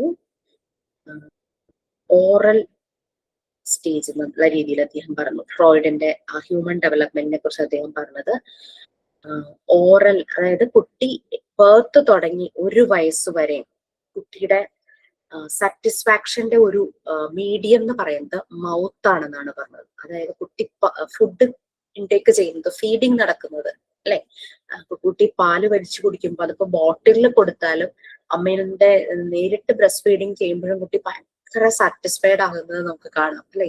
അവന്റെ വയറ് നിറയുന്നു, അവനാകെ ഭയങ്കര ഒരു സന്തോഷം, ആ സക്ക് ചെയ്യുന്നതിന്റെ ആ ഒരു ഇത് നമുക്ക് കാണാനായിട്ട് പറ്റും. ഭയങ്കര ഫ്രോയിഡ് പറയുന്നത് ഈ ഒരു സമയത്ത് മൗത്താണ് അവരുടെ മീഡിയം. ആ ഒരു ഓറൽ സ്റ്റേജ് ആണ് ഫ്രോയിഡിന്റെ ആദ്യത്തെ സ്റ്റേജ്, ഓറൽ സ്റ്റേജ്, ബർത്ത് തുടങ്ങി 1 വയസ്സ് വരെ എന്നാണ് പറഞ്ഞത്. Primary means of interaction mouth ആണ്. ആ ഒരു സമയത്ത് നമുക്ക് നോക്കി കാണാം, എന്ത് കിട്ടിയാലും ഒരു വായിൽ വെക്കും അല്ലേ. അപ്പൊ നമുക്ക് കണക്ട് ചെയ്യാൻ പറ്റും. അപ്പൊ ഫ്രോയിഡ് പറഞ്ഞത് ഏകദേശം കറക്റ്റ് തന്നെയാണല്ലോ. അപ്പൊ മൗത്ത് കഴിക്കുന്നതിനും എല്ലാം, അപ്പൊ അവരുടെ ഒരു പ്ലഷർ, ആ ഒരു ഓറൽ സ്റ്റിമുലേഷനിലൂടെയാണ് അവര് ആ ഒരു പ്ലഷർ കിട്ടുന്നത് എന്നുള്ള രീതിയിലാണ്. ടേസ്റ്റ് ചെയ്യുക, സക്ക് ചെയ്യുക, ഈ രീതിയിലുള്ള ആക്ടിവിറ്റീസ് ആണ് അവർക്ക് കൂടുതൽ കിട്ടുന്നത്. പിന്നെ ഈ ഒരു സമയത്ത് നമുക്കറിയാം കുട്ടി ഡിപ്പെൻഡന്റ് ആണ്, തന്നെത്താനൊന്നും ചെയ്യാനൊന്നും പറ്റുമൊന്നുമില്ല, ഡിപ്പെൻഡന്റ് ആണ്. കെയർ കെയർ കെയർ കെയർ ടേക്കറുമായിട്ട് ഭയങ്കര കണക്റ്റഡ് ആയിരിക്കും. കാരണം കെയർ ടേക്കറാണ് കുട്ടിയുടെ എല്ലാ കാര്യങ്ങളും ചെയ്യുന്നത്. അത് ചിലപ്പോൾ അമ്മയാകാം, ചിലപ്പോൾ വേറെ ആരെങ്കിലും ആയിരിക്കാം. ചില സിറ്റുവേഷനിൽ ചിലപ്പോൾ അമ്മ തന്നെ ആവണമെന്നില്ലല്ലോ. അപ്പൊ അങ്ങനെ കുട്ടിയെ ഫീഡ് ചെയ്യുന്നത് ഇതൊക്കെ കെയർ ടേക്കറാണ്. അങ്ങനെ വരുമ്പോ കെയർ ടേക്കറും കുട്ടിയായിട്ട് കെയർ ഗീവറും കുട്ടിയായിട്ട് ഒരു നല്ലൊരു റാപ്പോ, ഒരു ബോണ്ട് ബിൽഡ് ചെയ്യുവാണ്. ആ ഒരു കംഫർട്ട് ആയിരിക്കും അവരുടെ കൂടെ. കാരണം അവരുടെ കുട്ടിയുടെ എല്ലാ നീഡ്സ്, ആ പ്രായത്തിലെ നീഡ്സ് ഫുൾഫിൽ ചെയ്യുന്നത് ഈ ഒരു കെയർ ഗീവർ ആയിരിക്കും. അപ്പൊ ഈ ഒരു സമയത്ത് ആ ഒരു രീതിയിൽ ഒരു പ്രൊവൈഡ് ചെയ്യാൻ പറ്റിയ ഒരു കെയർ ഗീവർ ഇല്ലാത്ത കുട്ടികൾ എന്ന് പറഞ്ഞു കഴിഞ്ഞാൽ അവരുടെ ആ ഒരു ഏജിലെ ഡെവലപ്മെന്റിന് എന്തെങ്കിലുമൊക്കെ പ്രശ്നങ്ങൾ ഉണ്ടാകും. ഓരോ ഏജിലെ ഡെവലപ്മെന്റ് നെക്സ്റ്റ് സ്റ്റേജിലെ റിഫ്ലക്ഷൻ, അത് നെക്സ്റ്റ് സ്റ്റേജിലെ ഡെവലപ്മെന്റിനുള്ള റിഫ്ലക്ഷൻസും ആണ്. അല്ലാതെ നമ്മൾ ചെറുപ്പത്തിൽ പറ്റിയതല്ലേ പോട്ടെ വലുതാകുമ്പോൾ ശരിയാക്കാം, അങ്ങനെയല്ല. ഒരു കുട്ടിയുടെ പേഴ്സണാലിറ്റി ഡെവലപ്പ് ചെയ്യുന്നത് ചെറുപ്പം തുടങ്ങിയേ ഡെവലപ്പ് ചെയ്യുക. അപ്പൊ ചെറുപ്പത്തിൽ ആ എന്തൊക്കെയായിരുന്നു അതിന്റെ റിഫ്ലക്ഷൻസ് ആയിരിക്കും അടുത്തടുത്ത സ്റ്റേജുകളിലേക്ക് പോകുന്നത്. നമുക്കറിയാം ഈ കുഞ്ഞുങ്ങൾ പഠിക്കുമ്പോൾ അവരുടെ ബേസ് ശരിയായില്ലെങ്കിൽ മുന്നോട്ടുള്ള ക്ലാസ്സിലേക്ക് പോകുമ്പോൾ അത് അഫക്റ്റ് ചെയ്യും അല്ലെ. അവരുടെ അക്ഷരങ്ങള്, പിന്നെ മാത്തമാറ്റിക്കൽ ആയിട്ടുള്ള അനാലിസിസ്, അതിലൊക്കെ ബേസിൽ അവർക്ക് പ്രശ്നം വന്നിട്ടുണ്ടെങ്കിൽ വലിയ ക്ലാസ്സിലേക്ക് പോകുന്തോറും അത് കൂടുതൽ പ്രശ്നങ്ങളായിട്ട് മാറും. ഫസ്റ്റ് സ്റ്റേജ് ആണ് സിഗ്മണ്ട് ഫ്രോയിഡ് ചൈൽഡ് ഡെവലപ്മെന്റിനെ പറഞ്ഞത് oral stage. Next stage anal stage. അത് ഏജ് 1 തുടങ്ങി 3 years. നമുക്കറിയാം കുട്ടികളുടെ ടോയ്ലറ്ററി ആയിട്ടുള്ള ആ ഒരു ആക്ടിവിറ്റീസ് ഒന്ന് സ്റ്റേബിൾ ആകുന്ന ഒരു ടൈം അല്ലേ. നമുക്ക് ഈ ഡയപ്പറൊക്കെ ഉപേക്ഷിക്കാൻ ഒക്കെ പറ്റുന്ന ഒരു ടൈമായി. ബെഡ് വെറ്റിംഗ് ഒക്കെ കൺട്രോളായി. അവർക്ക് അവരുടേതായ ലാംഗ്വേജിൽ അവർ ഇൻഡിക്കേഷൻസ് കാണിക്കാൻ തുടങ്ങും. യൂറിനേറ്റ് ചെയ്യണമെങ്കിലും ടോയ്ലറ്റിൽ പോകണമെങ്കിലും അവരത് കാണിക്കാനായിട്ട് തുടങ്ങും. നമ്മൾ ടോയ്ലറ്റ് ട്രെയിനിങ് പഠിപ്പിച്ചു തുടങ്ങും അവർക്ക് ചെറിയ രീതിയിലുള്ള പോട്ടി ട്രെയിനിങ് ഒക്കെ നമ്മൾ സ്റ്റാർട്ട് ചെയ്യും. അപ്പൊ 1 to 3 years ആണ്. അപ്പൊ ബവൽ ആൻഡ് ബ്ലാഡർ കൺട്രോൾ നടക്കുന്ന ഒരു സമയം ഈ ഒരു ഏനൽ സ്റ്റേജില്. അപ്പൊ അത് നല്ല പ്രോപ്പർ ആയിട്ട് പോകുമ്പോൾ അവരതിൽ സാറ്റിസ്ഫൈഡ് ആകുന്നു, പ്ലഷർ കണ്ടെത്തുന്നു എന്നാണ് പറയുന്നത്. യൂറിനേറ്റ് ചെയ്യുമ്പോൾ, മോഷൻ പോകുമ്പോഴൊക്കെ അവർക്ക് ഭയങ്കര ഒരു പ്ലഷർ ആണ്. അതുകൊണ്ടാണ് ആ സ്റ്റേജിനെ ഫ്രോയിഡ് ഏനൽ സ്റ്റേജ് എന്ന് പറഞ്ഞത്. അപ്പൊ ടോയ്ലറ്റ് ട്രെയിനിങ് ശരിക്കും അവര് നല്ല രീതിയിൽ കൊടുത്ത് അവരത് നല്ല പോലെ, അതായത് ബെഡ് വെറ്റ് ചെയ്യാതെ ടോയ്ലറ്റ് കറക്റ്റ് ആയിട്ട് ടോയ്ലറ്റിൽ പോവാനും അങ്ങനെയുള്ള കാര്യങ്ങളൊക്കെ ചെയ്യുമ്പോൾ അവിടെ നമ്മൾ കുട്ടിയെ ഒന്ന് അപ്രൈസ് ചെയ്യണം. കാരണം കുട്ടി ഇൻഡിപെൻഡന്റ് ആവുകയാണ്. ഇങ്ങനെയുള്ള കാര്യങ്ങൾ, അതായത് ബെഡ് വെറ്റിംഗ് ഒക്കെ മാറി ഇങ്ങനെയുള്ള കാര്യങ്ങളൊക്കെ പറയാനും അത് തന്നെ ചെയ്യാനും ഒക്കെ പഠിച്ചു തുടങ്ങും. അപ്പൊ അവിടെ നമ്മുടെ ഒരു അപ്രൈസൽ, ഒരു റിവാർഡ് ഒക്കെ ചെയ്യുവാണെങ്കിൽ അവർ കുട്ടിയെ എൻകറേജ് ചെയ്യുവാണ്. പോസിറ്റീവ് ഔട്ട്കംസ് ആയിരിക്കും. അതേസമയം പ്രോപ്പർ ആയിട്ട് ടോയ്ലറ്റ് ട്രെയിനിങ് കൊടുക്കാതിരിക്കുക, കുട്ടി എങ്ങാനും അറിയാതെ പെട്ടെന്ന് യൂറിൻ പോവുകയൊക്കെ ചെയ്ത് കഴിഞ്ഞാൽ കുട്ടിയുടെ നേരെ ഷൗട്ട് ചെയ്യുക, കുട്ടിയെ പണിഷ് ചെയ്യുക, അങ്ങനെയൊക്കെ ചെയ്യുമ്പോഴേക്കും കുട്ടിയുടെ കോൺഫിഡൻസ് ആണ് അവിടെ താന്നു പോകുന്നത്. അപ്പൊ അത് ശരിക്കും ആ ഒരു സമയത്ത് പാരന്റ്സിന്റെ സപ്പോർട്ട് തന്നെയാണ്. പോസിറ്റീവ് എക്സ്പീരിയൻസസ് ഈ ഒരു ഏജില്. അപ്പൊ ഓരോ ഏജിലേക്ക് പോകുന്തോറും പ്രീവിയസ് സ്റ്റേജിലെ റിഫ്ലക്ഷൻസ് ആ ഒരു സ്റ്റേജിലേക്ക് വരും. അപ്പൊ പ്രൊഡക്റ്റീവ്, ക്രിയേറ്റീവ് ആയിട്ടുള്ള അഡൾട്ട്സ് ആയിട്ട് അവർ മാറും എന്നാണ് പറയുന്നത്. വളരെ കോമ്പിറ്റന്റ്, പ്രൊഡക്റ്റീവ്, ക്രിയേറ്റീവ് ആയിട്ടുള്ള അഡൾട്ട്സ് ആയിട്ട് മാറും.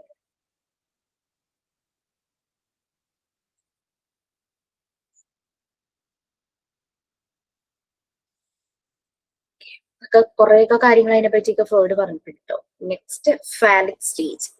അത് തേർഡ് സ്റ്റേജ് 3 വയസ്സ് തുടങ്ങി 6 വയസ്സ് വരെ നമ്മുടെ മോണ്ടിസോറി എൻവയോൺമെന്റിലെ കുട്ടികൾ വരുന്ന പ്രായം അല്ലെ, പ്രീ പ്രൈമറി ആ ഒരു ടൈമിലെ ഏജ് 3 to 6 years. ഈ ഒരു സമയത്ത് അവർക്ക് അവരുടെ ബോഡിയെ കുറിച്ച് അവർ ഭയങ്കര കോൺഷ്യസ് ആവും. അവരുടെ ബോഡിയിലെ ഓർഗൻസിനെ കുറിച്ച് ഭയങ്കര ക്യൂരിയസ് ആവും. അവര് ചിലപ്പോ നമ്മളോട് ചോദിക്കാം ഇതെന്താ എന്നൊക്കെ തൊട്ടിട്ട് അവര് ചോദിക്കും അല്ലെ. അപ്പോ ഈ കുട്ടികൾ ആ ഡിഫറൻസസ്, മെയിൽ ഫീമെയിൽ ഡിഫറൻസസ് അവരത് മനസ്സിലാക്കും. പിന്നെ ഈ ഒരു ടൈമില് 2 രീതിയിലുള്ള കോംപ്ലക്സ് കുട്ടികളിൽ ഉണ്ടാകും. ആൺകുട്ടികളിൽ ഉണ്ടാകുന്നതാണ് ഈഡിപ്പസ് കോംപ്ലക്സ്. കേട്ടിട്ടുണ്ടോ? ഈഡിപ്പസ് ആരായിരുന്നു? ഒരു ഗ്രീക്ക് ദേവൻ എന്ന് പറയാം ഈഡിപ്പസ്. കേട്ടില്ലേ ജനനിയെ പരിണയിച്ച ഈഡിപ്പസിനെ കുറിച്ച്? സ്വന്തം അമ്മയെ അമ്മ അറിയാതെ പ്രണയിക്കുന്ന ഒരു വ്യക്തിയാണ് ഈഡിപ്പസ്. അമ്മയും അറിയുന്നില്ല. അങ്ങനത്തെ ഈഡിപ്പസ് കോംപ്ലക്സ് ബോയ്സിനുണ്ടാകും. അതായത് കുട്ടി നോക്കുമ്പോ പാരന്റ്സ് വളരെ അടുത്തിരിക്കുന്നു, അവര് ചിരിക്കുന്നു, സംസാരിക്കുന്നു. കാരണം അച്ഛനും അമ്മയുമാണ് എന്ന് അറിയാമെങ്കിലും കുട്ടിക്ക് കോംപ്ലക്സ് ഉണ്ടാവും. ആൺകുട്ടികൾക്ക് ഇഷ്ടപ്പെടില്ല അമ്മയുടെ അടുത്ത് അച്ഛൻ കൂടുതൽ അടുപ്പം കാണിക്കുന്നത്. അവര് അമ്മയോട് ഭയങ്കര കണക്റ്റഡ് ആയിരിക്കും. എന്റെ മോൻ ആ ഒരു പ്രായത്തില് ഇത് ഈ ഒരു ഈഡിപ്പസ് കോംപ്ലക്സ് തന്നെ പറയാം. ഹസ്ബൻഡ് എന്നോട് സംസാരിക്കുന്നതും എന്റെ അടുത്ത് വന്നിരിക്കുന്ന ഇഷ്ടമല്ല, അതിന്റെ ഇടയിൽ കയറിയിരിക്കും. ഹസ്ബൻഡ് ഇവനെങ്ങനെ ഒന്ന് ചൂടാക്കാനായിട്ട് പറയും, ഇത് എന്റെ ഭാര്യ എന്ന് പറയും. അപ്പൊ അവൻ പറയും അല്ല എന്റെ ഭാര്യ എന്ന് പറയും. അപ്പം അവനറിയില്ല ആ ഒരു റിലേഷൻ എന്നുള്ളത് അവന് മനസ്സിലായിട്ടുണ്ടാവില്ല. അത് കഴിയുമ്പോൾ കുറച്ച് കഴിയുമ്പോൾ ആണുകളും ഇവന് മനസ്സിലാകുന്നത് വാട്ട് ഇസ് മെന്റ് ബൈ വൈഫ് എന്നുള്ളതും വാട്ട് ഇസ് മെന്റ് ബൈ മദർ എന്നുള്ളതും മനസ്സിലാകുന്നത്. ആ ഒരു ഏജില് ആൺകുട്ടികൾക്ക് അതേ ഫീലിങ്സ് തന്നെ ഇലക്ട്ര കോംപ്ലക്സ് എന്ന് പറഞ്ഞു പെൺകുട്ടികൾക്കും ഉണ്ട്. അവർ അച്ഛനോട് ഭയങ്കര അറ്റാച്ച്ഡ് ആയിരിക്കും പെൺകുട്ടികൾ. അപ്പൊ അമ്മ അച്ഛനോട് കാണിക്കുന്ന അടുപ്പം കാണുമ്പോൾ അവർക്ക് അമ്മയോട് ജലസ് ഫീൽ ചെയ്യും, ദേഷ്യമൊക്കെ വരും. So that is Electra complex. എന്ത് പറ്റിയാലും റിലേറ്റ് ചെയ്യാൻ പറ്റുന്നുണ്ടോ? യെസ് മാം, എനിക്ക് മോളുണ്ട് 2 വയസ്സ് കഴിഞ്ഞ്. അതാണ്. അപ്പൊ അത് അവർക്ക് മാറും ആ ഒരു ഇത്. അതാണ് പലപ്പോഴും ചില ബോയ്സ് കല്യാണപ്രായമാകുമ്പോ പറയില്ലേ എനിക്ക് അമ്മയെ പോലുള്ള ഒരു പെൺകുട്ടിയെ വേണം. കാരണം അവൻ കണ്ടിട്ടുള്ള ആദ്യത്തെ ഒരു സ്ത്രീ അവന്റെ അമ്മയായിരിക്കും. ആ ഒരു അവന്റെ മനസ്സിൽ ആ ഒരു പെർഫെക്ഷൻ, അമ്മ കാണിക്കുന്ന കൺസേൺ, സ്നേഹം, അതൊക്കെ. അപ്പൊ എനിക്ക് അമ്മയെ അച്ഛനെ അമ്മ കരുതുന്നതും ഒക്കെ അവരെ നോക്കി കാണുവാണല്ലോ അവര് തമ്മിലുള്ള സ്നേഹം. അപ്പൊ ഇവന്റെ മനസ്സിലൊരു റോൾ മോഡൽ അമ്മയായിരിക്കും ഒരു സ്ത്രീ എന്ന് പറയുന്നത്. അപ്പൊ കുറേ പയ്യന്മാര് പറഞ്ഞു ഞാൻ കേട്ടിട്ടുണ്ട് അമ്മയെ പോലുള്ള ഒരാളെ എനിക്ക് ഭാര്യയായിട്ട് വേണം. എന്റെ സ്റ്റുഡൻസ് കുറെ പേര് എന്നോട് ഇങ്ങോട്ട് പറഞ്ഞിട്ടുണ്ട് മിസ്സിനെ പോലുള്ള ഒരാളെ എനിക്ക് കല്യാണം കഴിക്കണം എന്നൊക്കെ പറഞ്ഞിട്ടുണ്ട്. എനിക്ക് അതൊക്കെ ഓർക്കുമ്പോ ചിരി വരും. അവരൊക്കെ ഒന്ന് കാണുമ്പോ കല്യാണമൊക്കെ കഴിഞ്ഞ് മക്കളൊക്കെ ആയിട്ടുള്ള പിള്ളേരൊക്കെ ഉണ്ട് കേട്ടോ. അവരൊക്കെ ഇപ്പൊ കാണുമ്പോ അത് പറഞ്ഞ് ഞങ്ങൾ ചിരിക്കുമായിരുന്നു. പെൺകുട്ടികൾക്ക് തിരിച്ചും അങ്ങനെ വരാം. ഈ ഒരു സ്റ്റേജ് നമ്മൾ 3rd സ്റ്റേജ് ആണ് പറഞ്ഞത്. പിന്നെ മിഡിൽ ചൈൽഡ്ഹുഡ് വരുന്നുണ്ട്. ലേറ്റൻ പീരീഡ് എന്നാണ് ഇതിനെ പറയുന്നത്. 6 വയസ്സ് തുടങ്ങി പ്യൂബർട്ടിയിൽ എത്തുന്ന ആ ഒരു ടൈം. നമ്മൾ പറയില്ലേ ഭയങ്കര അഡോളസൻസ് ആയി കഴിയുമ്പോൾ പാരന്റ്സിന് ഭയങ്കര ടെൻഷനാണ്. കാരണം ഇവരെന്താ ചെയ്യുക, ഭയങ്കര കൺഫ്യൂഷൻസ് ആയിരിക്കും. എടുത്തടിച്ച പോലെ ചിലപ്പോൾ മറുപടി പറയും. ചിലപ്പോ പീർ ഗ്രൂപ്പ് ഇൻഫ്ലുവൻസ് ഭയങ്കരമായിട്ട് വരുന്ന ഒരു സമയം. അവർക്ക് പീർ ഗ്രൂപ്പ് പറയുന്നതാണ് അവരെ സംബന്ധിച്ച് ഭയങ്കര വലിയ കാര്യം. അവര് പറയണത് കേൾക്കാനായിരിക്കും അവര് കൂടുതൽ. അപ്പോ ആ ഒരു പീർ ഗ്രൂപ്പ് നല്ല ഗ്രൂപ്പ് ആണെങ്കിൽ നമുക്ക് ടെൻഷൻ അടിക്കേണ്ട. കാരണം നമ്മുടെ കുട്ടി ഒരു ആവശ്യമില്ലാത്തതിലേക്ക് ഡീവിയേറ്റ് ചെയ്താൽ പോലും ഈ ഒരു പീർ ഗ്രൂപ്പ് അവനെ തിരിച്ചു കൊണ്ടുവരും. ആ ഒരു പീർ ഗ്രൂപ്പ് സപ്പോർട്ടും കിട്ടാം. പോസിറ്റീവ് നടക്കാം, നെഗറ്റീവ് നടക്കാം, നമുക്കൊന്നും പറയാൻ പറ്റാത്ത ഒരു അവസ്ഥ. നല്ലപോലെ കുട്ടികളിലെ സോഷ്യൽ സ്കിൽസ്, വാല്യൂസ് ഒക്കെ ഈ ഒരു സ്റ്റേജിലാണ് വരുന്നത്. ഫാമിലിയുടെ ഒരു പാർട്ടാണെങ്കിലും ഔട്ട്സൈഡ് ഫാമിലി ഇവര് മുതിർന്ന ആളുകളുമായിട്ടും ഇവരുടെ സമപ്രായക്കാരുമായിട്ടും സെയിം ഏജിലുള്ളവരുമായിട്ടൊക്കെ റിലേഷൻഷിപ്പ് അതവർക്ക് ഭയങ്കര താല്പര്യമുള്ള കാര്യമാണ്. നല്ല എനർജറ്റിക് ആയിരിക്കും ഈ ഒരു സമയത്ത്. അപ്പോൾ ആ ഒരു എനർജി പോസിറ്റീവ് ആയിട്ടുള്ള കാര്യങ്ങളിലേക്ക് നമുക്ക് ഡീവിയേറ്റ് ചെയ്ത് കൊടുക്കാൻ പറ്റുവാണെങ്കിൽ ഡെഫിനറ്റ്ലി നല്ലൊരു ഔട്ട്കം ആയിരിക്കും. അതേസമയം ഈ ഒരു എനർജി നെഗറ്റീവ് സൈഡിലേക്ക് ഡീവിയേറ്റ് ചെയ്ത് പോയി കഴിഞ്ഞു കഴിഞ്ഞാൽ ഭയങ്കര പ്രശ്നങ്ങളിലേക്ക് പോകും. പിന്നെ ഓപ്പോസിറ്റ് എന്താ പറയാ ഒരു ഓപ്പോസിറ്റ് സൈഡിനോട് ഒരു അട്രാക്ഷനും ഒക്കെ തോന്നുന്ന ഒരു സമയമാണ്. അപ്പൊ നമ്മളുടെ മക്കളുമായിട്ട് അല്ലെങ്കിൽ ടീച്ചർ കുട്ടികളുമായിട്ട്, പാരന്റ്സ് കുട്ടികളുമായിട്ട് നല്ലൊരു ബന്ധമാണ്, നല്ലൊരു കണക്ഷൻ ആണെങ്കിൽ ഡെഫിനറ്റ്ലി അവർക്ക് അങ്ങനെ ഒരു മനസ്സിലൊരു കൺഫ്യൂഷൻ വന്നു കഴിഞ്ഞാൽ അവർ നമ്മുടെ അടുത്ത് ആദ്യം വന്ന് പറയും. ഒരാളോട് ഇഷ്ടം തോന്നിയാൽ, അല്ലെങ്കിൽ എനിക്ക് ഫ്രണ്ട്സിന്റെ കൂടെ ഒരു മൂവിക്ക് ഒരുമിച്ച് പോകാം, അല്ലെങ്കിൽ ഭക്ഷണം കഴിക്കാൻ ഒരുമിച്ച് പോകാന്ന് പറഞ്ഞു അവർ ആദ്യം നമ്മളോട് വന്ന് പറയും ഞാൻ എന്താ ചെയ്യേണ്ടത്. നമുക്ക് അതിനനുസരിച്ച് നമുക്ക് മാനേജ് ചെയ്യാനായിട്ട് പറ്റും. അതൊക്കെ വരുന്ന ഒരു പ്രായം. ഇനി 5ാമത്തെ സ്റ്റേജ് എന്ന് പറയുന്നത് adolescence to adulthood, genital stage എന്ന് പറയുന്നത്. Puberty to death, last stage ആണ്. പ്യൂബർട്ടി തുടങ്ങി മനുഷ്യാവസാനം വരെ ആ ഡെത്ത്. അതാണ് ഫ്രോയിഡിന്റെ ലാസ്റ്റ് സ്റ്റേജ് ആയിട്ട് പറയുന്നത്. ഈ ഒരു ടൈമിലാണ് അച്ചീവ്മെന്റ്സ്, അക്കാദമിക്സ് കംപ്ലീറ്റ് ചെയ്യുന്നു, കരിയർ ബിൽഡ് ചെയ്യുന്നു, നല്ലൊരു റിലേഷൻഷിപ്പിൽ എത്തുന്നത്, നല്ലതാണെങ്കിൽ മാരേജിൽ ചെന്നെത്തുന്നു, പിന്നെ ഒരു ഫാമിലി ആകുന്നു, കുട്ടികൾ, പിന്നെ അവരുടെ കുട്ടികൾ, അങ്ങനെ ഒരു സാറ്റിസ്ഫൈഡ് ലൈഫിലേക്ക് പോകുമ്പോഴേക്കും അവർ ഹാപ്പി ആയിരിക്കും. അതേസമയം ഇവിടെയൊക്കെ പ്രശ്നങ്ങൾ വന്നു കഴിഞ്ഞാൽ ഡെസ്പയർ ആയിരിക്കും, നിരാശ. ഇത്രയും കാലം ജീവിച്ചിട്ട് ഞാൻ എന്ത് നേടി, ഒന്നും ഉണ്ടായില്ലല്ലോ, ജീവിതം തന്നെ വളരെ കഷ്ടപ്പാടും ദുരിതം, ആ ഒരു രീതിയിൽ ഡെസ്പയറിലായിരിക്കും ലാസ്റ്റ് മൊമെന്റ്സ് ഒക്കെ. ഇതൊക്കെയായിരുന്നു ഫ്രോയിഡിന്റെ സ്റ്റേജസ്. നമ്മൾ ഓറൽ സ്റ്റേജ് പറഞ്ഞു, ഓറൽ സ്റ്റേജ് കുട്ടിയുടെ ആ പ്ലഷർ എന്ന് പറയുന്നത് ത്രൂ മൗത്ത് ആണ്. ഏനൽ സ്റ്റേജ് പറഞ്ഞു കുട്ടി ബോവൽ ബ്ലാഡർ കൺട്രോൾ അത് വരുന്നത് ആ ഒരു സമയത്ത് പാരന്റ് സപ്പോർട്ട് നല്ലതുപോലെ ഉണ്ടെങ്കിൽ കുട്ടി ഭയങ്കര കോൺഫിഡന്റ്, ക്രിയേറ്റീവ്, പ്രൊഡക്റ്റീവ് ആയി മാറും നമ്മൾ പറഞ്ഞു. പിന്നെ ലേറ്റന്റ് പീരീഡ് പറഞ്ഞു. ഈ ഒരു ടൈം എന്ന് പറഞ്ഞു കഴിഞ്ഞാൽ 6 years തുടങ്ങി പുബേർട്ടി വരെയുള്ള കാര്യങ്ങളായിരുന്നു നമ്മൾ പറഞ്ഞത്. 3 to 6 അതിന് മുമ്പ് 3 to 6 ഉണ്ടേ. ഫേലിക്സ് സ്റ്റേജ്, ആ ഒരു സമയം നമ്മളുടെ കുട്ടി പെൺകുട്ടികൾ അച്ഛനോടും ആൺകുട്ടികൾ അമ്മോടും എടുക്കുന്നതും അവർക്ക് ആ ഒരു ജലസ് തോന്നുന്നതും പിന്നെ അവരെ തിരിച്ചറിയുന്നതും. പിന്നെ ലേറ്റൻ പീരീഡിലാണ് അഡോളസൻസ് തുടങ്ങിയിട്ട് പ്യൂബേർട്ടി 6 years തുടങ്ങി പ്യൂബേർട്ടി വരുന്നത്. 6 years തുടങ്ങി പ്യൂബേർട്ടി കിട്ടും. അപ്പൊ അവർക്കൊരു സെക്ഷൽ ഫീലിങ്സ് ഒക്കെ തുടങ്ങുന്ന ഒരു ടൈമാണെന്നാണ് ഫ്രോയിഡ് പറയുന്നത്, ഓപ്പോസിറ്റ് സെക്സിനോടുള്ള അട്രാക്ഷൻ.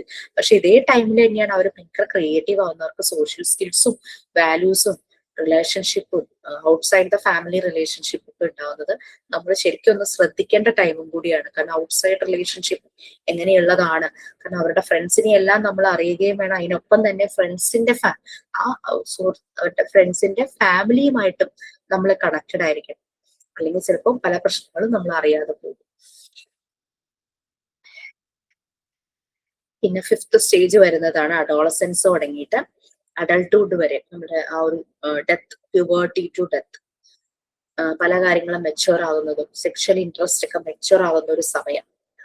ശരിയായൊരു പങ്കാളിയെ കണ്ടുമുട്ടുന്നു, റിലേഷൻഷിപ്പ് മാരേജിലേക്ക് സക്സസ്ഫുൾ മാരേജിലേക്ക് ആവുന്നു, നല്ലൊരു ലൈഫ് ഫാമിലി സെറ്റ് ചെയ്യുന്നു, കരിയർ എല്ലാം സെറ്റ് ആകുന്നു, അങ്ങനെ പോകുന്നു.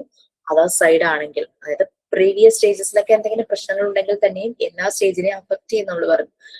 ചിലപ്പോൾ ഫെയിലിയർ ആയി പോകുന്നു, ലൈഫ് ഡെസ്പയറിലേക്ക് പോകുന്നു, അങ്ങനെ സംഭവിക്കും. അപ്പൊ ഇങ്ങനെയാണ് ഫ്രോയിഡ് ശരിക്കും പറഞ്ഞു കഴിഞ്ഞാൽ ഒരു കുട്ടിയുടെ ഡെവലപ്മെന്റിന്റെ സ്റ്റേജസിനെ പറ്റി പറയുന്നത്. ഇപ്പോഴും ആളുകൾ ഇത് ഫോളോ ചെയ്യുന്നുണ്ട്. ക്രിറ്റിസിസം ഉണ്ടായിട്ടുണ്ടായിരുന്നു. കാരണം ഇത് മെൻസ് ഡെവലപ്മെന്റിനെ മാത്രം, ആണുങ്ങളുടെ ഡെവലപ്മെന്റിനെ മാത്രം ഫോക്കസ് ചെയ്താണ് ഫ്രോയിഡ് പറഞ്ഞതെന്നാണ് പറഞ്ഞത്. ചെറിയ രീതിയിൽ മാത്രമാണ് സ്ത്രീകളുടെ കാര്യം മെൻഷൻ ചെയ്തിട്ടുള്ളൂ. അതുപോലെ തന്നെ ഈ 2 ജെൻഡർ അല്ല ലോകത്തുള്ളത്, അതർ ജെൻഡേഴ്സും ഉണ്ട്. അപ്പൊ ഫ്രോയിഡ് അങ്ങനെ ജനറലി ഒന്നും പറഞ്ഞിട്ടില്ല. പ്രിഡിക്ഷൻസ് ഒക്കെ വളരെ വേഗമായിരുന്നു, അത്ര ക്ലാരിറ്റി ഉള്ളതല്ല എന്ന് ആളുകൾ പറഞ്ഞു. ഓക്കെ, പിന്നെ ശരിക്കും ഒരു ശരിയായ രീതിയിലുള്ള റിസർച്ചിനെ ബേസ് ചെയ്തിട്ടല്ല അദ്ദേഹം ഇത് പറഞ്ഞത്. അദ്ദേഹം ഒരു സൈക്കോളജിസ്റ്റ് ആണല്ലോ. അദ്ദേഹത്തിന്റെ മുന്നിൽ വന്ന പല കേസ് സ്റ്റഡിയെ ബേസ് ചെയ്തിട്ടാണ് അദ്ദേഹം പറഞ്ഞത്.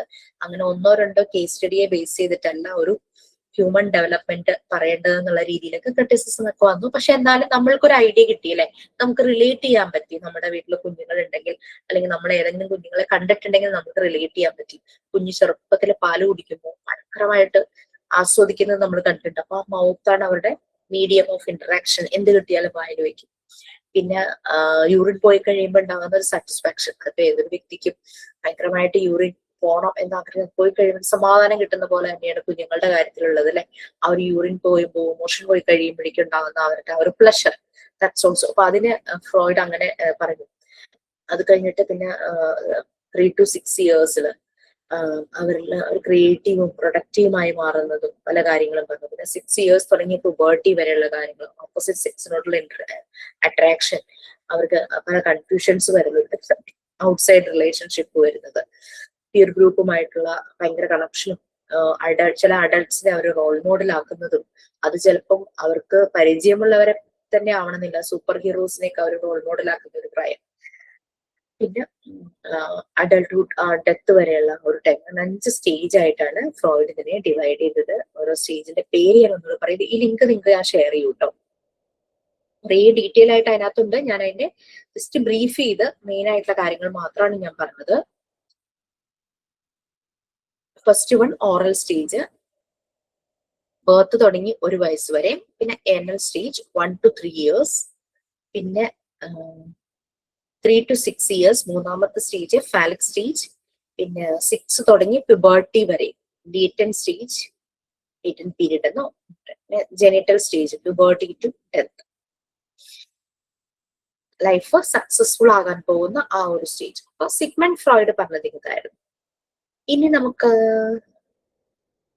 പിയാഷയുടെ നിങ്ങൾക്ക് അറിയില്ല എന്നല്ലേ പറഞ്ഞത്, പിയാഷെ, എറിക് എറിക്സൺ, വിഗ്ഡോസ്കി, ഇങ്ങനെ കുറച്ച് പേരും കൂടി ഉണ്ട്. ഇവരുടെയും കൂടെ ഒന്ന് മനസ്സിലാക്കിയിട്ട് സൈക്കോളജി പാർട്ട് എടുക്കാം, അതായിരിക്കും നല്ലത്. അപ്പൊ ചൈൽഡ് ഡെവലപ്മെന്റ് ഒന്ന് കംപ്ലീറ്റ് ആവും. ചൈൽഡ് ഡെവലപ്മെന്റിന് ഇവരുടെ ഒബ്സർവേഷൻസും കൂടെ നമ്മളൊന്ന് അറിയുവാണെങ്കിൽ നന്നായിരിക്കും. കാര്യം നിങ്ങളുടെ ടെക്സ്റ്റിലൊന്നും ഇല്ല, പക്ഷെ എനിക്ക് തോന്നി അതും കൂടെ ഒന്ന് അറിയുവാണെങ്കിൽ നമുക്ക് കുട്ടികളെ ഒന്ന് മനസ്സിലാക്കാൻ കുറച്ചുകൂടെ എളുപ്പമുണ്ട്. ശരിയാ, സൈക്കോളജി പഠിക്കുമ്പോഴേക്കും അത് മനസ്സിലാവും. പക്ഷെ അവര് പറഞ്ഞ ഒബ്സർവേഷൻ, കാരണം മറിയ മോണ്ടിസോറിക്ക് മോണ്ടിസോറി മെത്തേഡ് ഡിസൈൻ ചെയ്യാൻ ഹെൽപ്പ് ചെയ്ത സൈക്കോ അനാലിസ്റ്റുകളായ 4 പേരുടെ കാര്യമാണ് ഞാനിപ്പോ പറഞ്ഞത്. മോണ്ടിസോറി വളരെയധികം ഹെൽപ്പ് ചെയ്തു അവരുടെ ഒബ്സർവേഷനും അനാലിസിസും. അതെല്ലാം മനസ്സിലാക്കി റിസർച്ച് ചെയ്ത് പിന്നെ മോണ്ടിസോറി കുട്ടികളെ ഒബ്സർവ് ചെയ്ത് അവരിൽ മോണ്ടിസോറി കുറെ ആക്ടിവിറ്റീസ് ചെയ്ത് നോക്കി എക്സ്പീരിയൻസസും എക്സസൈസും ചെയ്താണ് അവർ ഈ മെത്തേഡ്, അല്ല ഒറ്റ സുപ്രഭാതത്തിൽ അവർ ഈ മെത്തേഡ് ഡിസൈൻ ചെയ്യുകയല്ലായിരുന്നു. അവർ ഇത്രയും സ്റ്റഡി ചെയ്ത് റിസർച്ച് ചെയ്തിട്ടാണ് ഈ ഒരു മെത്തേഡ് ഇങ്ങനെ ഡിസൈൻ ചെയ്തത്. 19ാം നൂറ്റാണ്ടിൽ അവർ ചെയ്ത, ടെക്നോളജി ഒന്നും അത്ര ഡെവലപ്പ് ആകാത്തിരുന്ന ഒരു കാലഘട്ടത്തിൽ അവർ ചെയ്ത മെത്തേഡ് ഔട്ട്ഡേറ്റഡ് ആയി പോയിട്ടില്ല. ഇപ്പോഴും അതിനുള്ള ഇമ്പോർട്ടൻസ്, അതിന്റെ എന്താ പറയാ, അത്രയും പോപ്പുലറായി മാറി ലോകം മുഴുവനും. യൂറോപ്യൻ കൺട്രീസിൽ മാത്രമല്ല, അവർ യൂറോപ്യൻ കൺട്രീസിൽ മാത്രം ഒതുങ്ങി നിന്നില്ല, അവർ ലോകം മുഴുവൻ സഞ്ചരിച്ചു, എല്ലായിടത്തും ഇത് സ്പ്രെഡ് ചെയ്തു. അതിനു വേണ്ടിയിട്ട് ടീച്ചർമാരെ വേണം എന്നുള്ളതുകൊണ്ട് ടീച്ചർമാർക്കുള്ള ട്രെയിനിങ് കൊടുക്കാനുള്ള ഇൻസ്റ്റിറ്റ്യൂട്ടുകൾ സ്റ്റാർട്ട് ചെയ്തു. അങ്ങനെയൊക്കെയാണ് നമ്മളൊക്കെ ഇപ്പൊ അത് പഠിക്കുന്നത്, അതിന്റെ ഒരു ഭാഗം. ഓക്കെ, പിയാഷെയുടെ എന്ന് പറയും.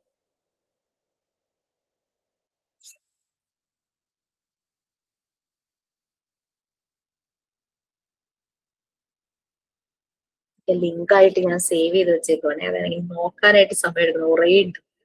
എവിടെയാ കിടക്കണേന്നൊക്കെ തപ്പി എടുക്കണം.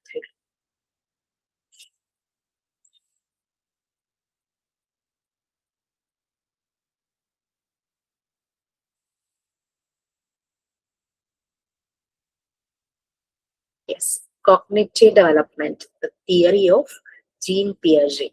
ബിഎഡുകാർക്കും TTC അങ്ങനെ പഠിക്കുന്നവർക്കെല്ലാം അവർക്ക് ഈ ഇദ്ദേഹത്തിന്റെ ഒഴിച്ചുകൂടാൻ പറ്റില്ല എന്ന് തന്നെ പറയും.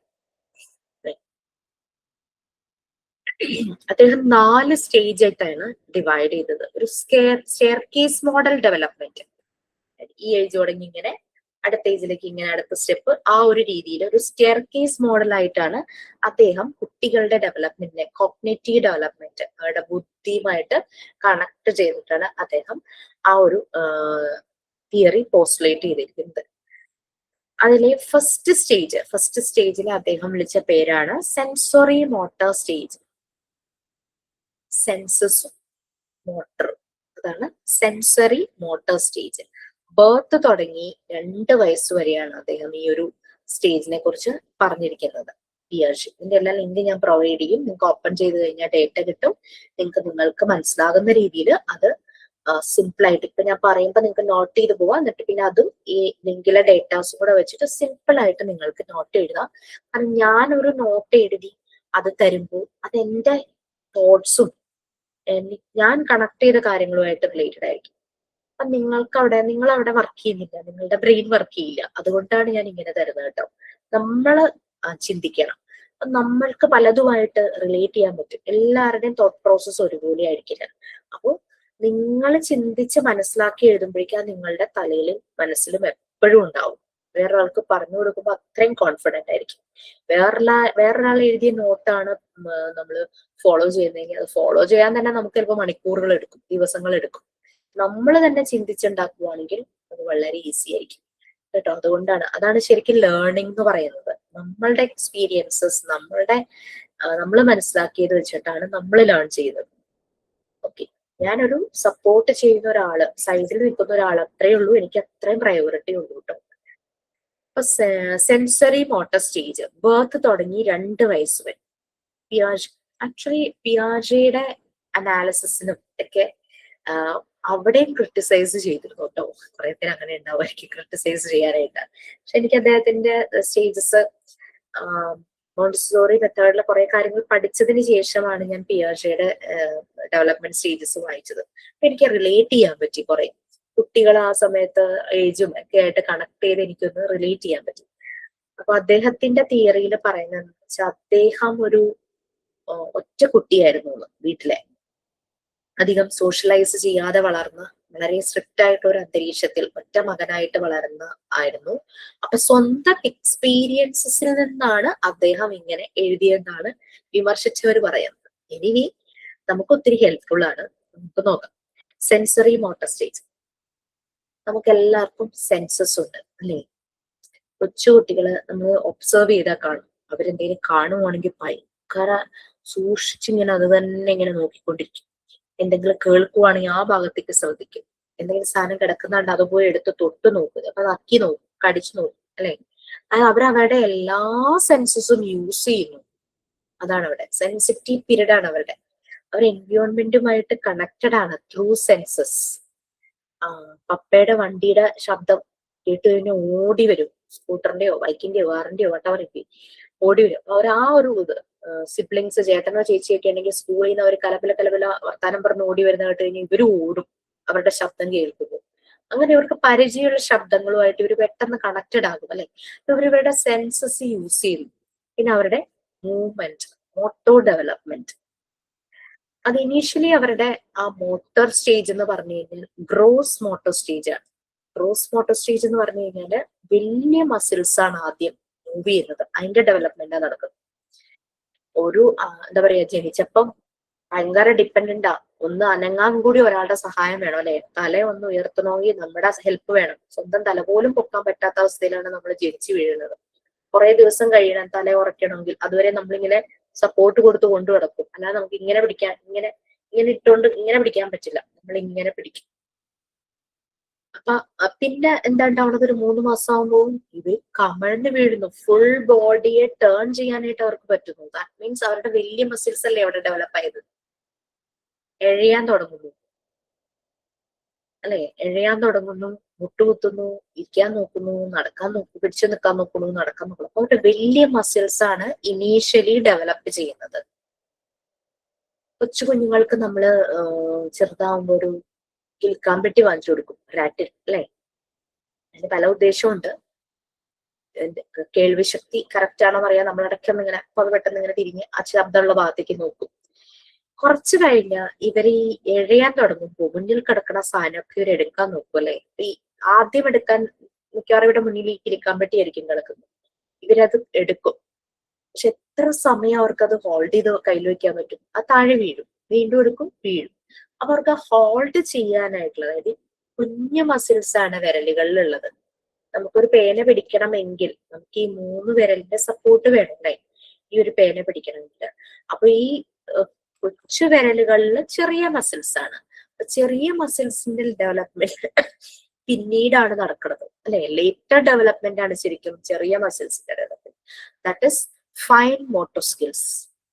2 രീതിയിലുള്ള മോട്ടോർ സ്കിൽ ആണ് ഒരു ഹ്യൂമനുള്ളത്. ഗ്രോസ് മോട്ടോർ സ്കിൽസും fine motor skills. Gross motor skills എന്ന് പറഞ്ഞാൽ ലാർജ് മസിൽസിന്റെ ഡെവലപ്മെന്റ്. ഫൈൻ മോട്ടോർ സ്കിൽസ് എന്ന് പറഞ്ഞാൽ സ്മോൾ മസിൽസിന്റെ ഡെവലപ്മെന്റ്. ആദ്യം ഗ്രോസ് മോട്ടോർ സ്കില്ലാണ് ഡെവലപ്പ് ചെയ്ത് വരുന്നത്, പിന്നീടാണ് ഫൈൻ മോട്ടോർ സ്കിൽസ് ഡെവലപ്പ് ചെയ്യുന്നത്. അപ്പൊ 3 വയസ്സ് ആകുമ്പോഴാണ് ശരിക്കും ഈ ഫൈൻ മോട്ടോർ സ്കിൽ ഡെവലപ്പ് ചെയ്യുന്നത്. മറിയ മോണ്ടിസോറി ഡിസൈൻ ചെയ്ത മിക്ക എല്ലാ മെറ്റീരിയൽസും തന്നെ കുട്ടിയുടെ ഫൈൻ മോട്ടോർ സ്കിൽസ് ഡെവലപ്പ് ചെയ്യുന്നു. നമ്മൾ മോണ്ടിസോറി ക്ലാസ് റൂമിൽ ഒരു ആക്ടിവിറ്റി ചെയ്യിക്കും. നമുക്ക് വളരെ കോസ്റ്റ് എഫക്റ്റീവ് ആയിട്ട് സിമ്പിൾ ആയിട്ട് ചെയ്യിക്കാവുന്ന ആക്ടിവിറ്റിയാണ്. ചെറിയൊരു ബേസിൻ എടുക്കുക, നമ്മുടെ ക്ലോത്ത് ക്ലിപ്പ് ഇല്ലേ, നിറയെ ക്ലോത്ത് ക്ലിപ്പ് ആ ബേസിന്റെ അകത്തിടുക. ബേസിന്റെ ഒരു സർക്കിൾ ഉണ്ടല്ലോ, അതിന്റെ ഒരു ആ ഒരു വട്ടം, അതില് കുട്ടിയെ കൊണ്ട് ഓരോ ക്ലോത്ത് ക്ലിപ്പ് എടുക്കുക, അതിലിങ്ങനെ ക്ലിപ്പ് ചെയ്ത് വെപ്പിക്കും. ക്ലിപ്പ് ചെയ്യുമ്പോൾ ഈ 3 വിരൽസാ യൂസ് ചെയ്യുന്നത്. ഈ വിരല് നല്ല ഡെവലപ്പ് ആയി കഴിഞ്ഞാൽ അവർക്ക് എഴുതാൻ എളുപ്പമായിരിക്കും. അല്ലാതെ ഈ വിരലൊന്നും ഡെവലപ്പ് ആകാതെ കുട്ടിയുടെ കയ്യിൽ പെൻസിൽ കൊടുത്തിട്ട് എഴുതുമ്പോൾ നമ്മൾ പുഷ് ചെയ്യിച്ചുകൊണ്ടിരിക്കും. കുട്ടി എഴുതാതെ വരുമ്പോൾ അതിന്റെ വിരലിൽ പിടിച്ച് നമ്മളൊരു എഴുത്തുണ്ട്, കുട്ടി എത്രമാത്രം പെയിൻ അനുഭവിക്കും അല്ലേ? അത് നാച്ചുറൽ ആയിട്ട് വരേണ്ടതാ. അപ്പൊ അവരുടെ ഈ മസിൽസ് ആദ്യം ഡെവലപ്പ് ചെയ്യണം. അപ്പൊ അതിന് വേണ്ടിയിട്ടാണ് ഈ നമ്മൾ പെഗ്ഗിംഗ് എന്നാണ് ആക്ടിവിറ്റിക്ക് പറയുന്നത്. നിങ്ങളുടെ മോഡ്യൂൾ 3 നോക്കിക്കഴിഞ്ഞു കഴിഞ്ഞാൽ ചിലപ്പോൾ ഇതുപോലുള്ള കുറെ ആക്ടിവിറ്റീസ് ഉണ്ടാകും നമുക്ക് കുട്ടികളെ കൊണ്ട് ചെയ്യിപ്പിക്കാൻ പറ്റുന്നത്. അവരിങ്ങനെ ക്ലിപ്പ് എടുക്കും, കുത്തിവെക്കും, അടുത്തെടുക്കുന്ന നിറയെ അത് ഫിക്സ് ചെയ്ത് വെക്കും. അത് കഴിഞ്ഞ് ഇതെല്ലാം തിരിച്ചു ഊരി ബേസിനിലേക്ക് ഇടാനായിട്ട് വരണം. അപ്പോഴും അവർ ഈ 3 ഫിംഗേഴ്സാണ് യൂസ് ചെയ്യുന്നത്. അപ്പൊ അങ്ങനെ അവരുടെ ഇതിങ്ങനെ മൂവ് ചെയ്തുകൊണ്ടിരിക്കും അല്ലെ? ഈ ക്ലിപ്പ് ഇങ്ങനെയല്ലേ നമ്മൾ പ്രസ് ചെയ്യല്ലേ, ഇതിങ്ങനെ മൂവ് ചെയ്തുകൊണ്ടിരിക്കും. അങ്ങനെ അവര് അത് ആ ആക്ടിവിറ്റി ചെയ്യും. നമുക്ക് വലിയ കാശ് ചെലവൊന്നുമില്ല, നമ്മുടെ വീട്ടിലും ചെയ്യിക്കാം. വീട്ടിലുണ്ടാവും ഒരു ബേസിൻ, ക്ലോത്ത് ക്ലിപ്പും എന്തായാലും ഉണ്ടാവും. തുണി കഴുകിയിടുമ്പോ ഒക്കെ പറന്നു പോവാതിരിക്കാൻ നമ്മൾ എന്തായാലും ക്ലിപ്പ് യൂസ് ചെയ്ത് സേഫ് ആക്കാറുണ്ടല്ലോ. അപ്പൊ ഇത് നമ്മുടെ വീട്ടിൽ കുഞ്ഞു കുട്ടികളുണ്ടെങ്കിൽ അവരെ കൊണ്ട് ചെയ്യിക്കുക. ഭയങ്കര ഇൻട്രസ്റ്റിംഗ് ആയിരിക്കും. അവർ എത്ര നേരം വേണമെങ്കിലും ചെയ്യും. അതുവഴി കുഞ്ഞിന്റെ കൊച്ചു മസിൽസ് ഡെവലപ്പ് ആവുകയും ചെയ്യും. അത് എഴുതാൻ തുടങ്ങുമ്പോൾ കൈ വേദനിക്കുന്നു എന്നൊന്നും കുട്ടി പറയില്ല. കാരണം അവരുടെ ആ മസിൽസ് ഡെവലപ്പ് ആകാത്ത കൊണ്ടാണ് അവര് ആദ്യമൊക്കെ എഴുതാൻ തുടങ്ങുമ്പോൾ നമ്മൾ പറയും മടിയാണ്, കള്ളത്തരം പറയുന്നു, അങ്ങനെ. അതല്ല, ശരിക്കും അവർക്ക് ഇത് പെയിൻ എടുക്കും. അപ്പൊ ഈ ആക്ടിവിറ്റീസ് ഒക്കെ, അതായത് പ്രീ റൈറ്റിംഗ് ആക്ടിവിറ്റീസ് നമുക്ക് വേണമെങ്കിൽ പറയാം. അവർ റൈറ്റിംഗിലേക്ക് എത്തുന്നതിന് മുമ്പ് റൈറ്റിംഗ് ഫൈൻ ആക്കാനായിട്ട് നമ്മൾ അവരെ കൊണ്ട് ചെയ്യിക്കുന്ന activities. Okay, sensory motor stage ആണ് പറഞ്ഞത്. ബർത്ത് തുടങ്ങി 2 വയസ്സ് വരെ. പിയാജയുടെ തിയറിയാണ് സെൻസറി മോട്ടോർ സ്റ്റേജ്. ഇതാണ് ഫസ്റ്റ് നടക്കുന്നത്. അത് അവരുടെ സെൻസസും മോട്ടോർ ആക്ഷൻസും ഞാൻ പറഞ്ഞു. കുറേ കാര്യങ്ങൾ അദ്ദേഹം എഴുതിയിട്ടുണ്ട് കേട്ടോ. നമ്മള് ഈ ഒരു ടൈമില്, ഈ ഒരു പ്രായത്തിൽ എന്ന് പറഞ്ഞു കഴിഞ്ഞാൽ കുട്ടിയുടെ പാരന്റ്സിന്റെ കൂടെ ആയിരിക്കും അല്ലെ, മോസ്റ്റ് പ്രോബബ്ലി. അങ്ങനെ ഒരു സിറ്റുവേഷൻ വേറെ വല്ലതോ ആണെങ്കിൽ മാത്രമാണ്, അല്ലാതെ ഗ്രാൻഡ് പാരന്റ്സോ ഏതെങ്കിലും കെയർ ഗീവേഴ്സോ അങ്ങനെയൊക്കെ പോകുന്നത്. ജനറലി നമ്മൾ പറയാം കെയർ ഗീവറുടെ കൂടെ ആയിരിക്കും. കുട്ടി എപ്പോഴും സെൻസസ് യൂസ് ചെയ്യും പറഞ്ഞെല്ലാം തന്നെ.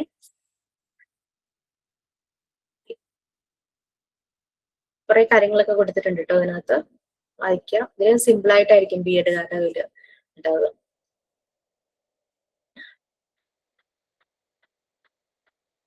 പിന്നെ ഒരു ഒബ്ജക്റ്റ് കണ്ടു കഴിഞ്ഞു കഴിഞ്ഞാൽ അതിന്റെ ഒരു ഇമേജ് ഇവരുടെ മനസ്സിലുണ്ടായിരിക്കും. അത് ഏതൊരു പ്രായത്തിലും നമ്മളിപ്പോ എന്തെങ്കിലും കാണുമ്പോൾ അതിന്റെ ഒരു ഇമേജ്, ചെറുപ്പത്തിൽ ആ ഒരു ഇമേജ് സ്റ്റോർ ചെയ്യുന്നത് ഭയങ്കര ഷാർപ്പായിരിക്കും.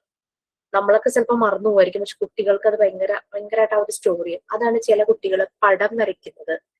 ഒരു ഇതുമില്ലാണ്ട് അവരിരുന്ന് പടം വരയ്ക്കുന്ന കാണാം. അവർ പണ്ടെന്നോ കണ്ട ഒരു ഇമേജ് മനസ്സിൽ വെച്ചിട്ട് അത് തന്നെ എന്താ പറയാ ഓർത്തെടുത്ത് അതിന്റെ റിഫ്ലക്ഷനിലായിരിക്കും അവർ ഈ ഡ്രോയിങ് ഒക്കെ ചെയ്യുന്നത്.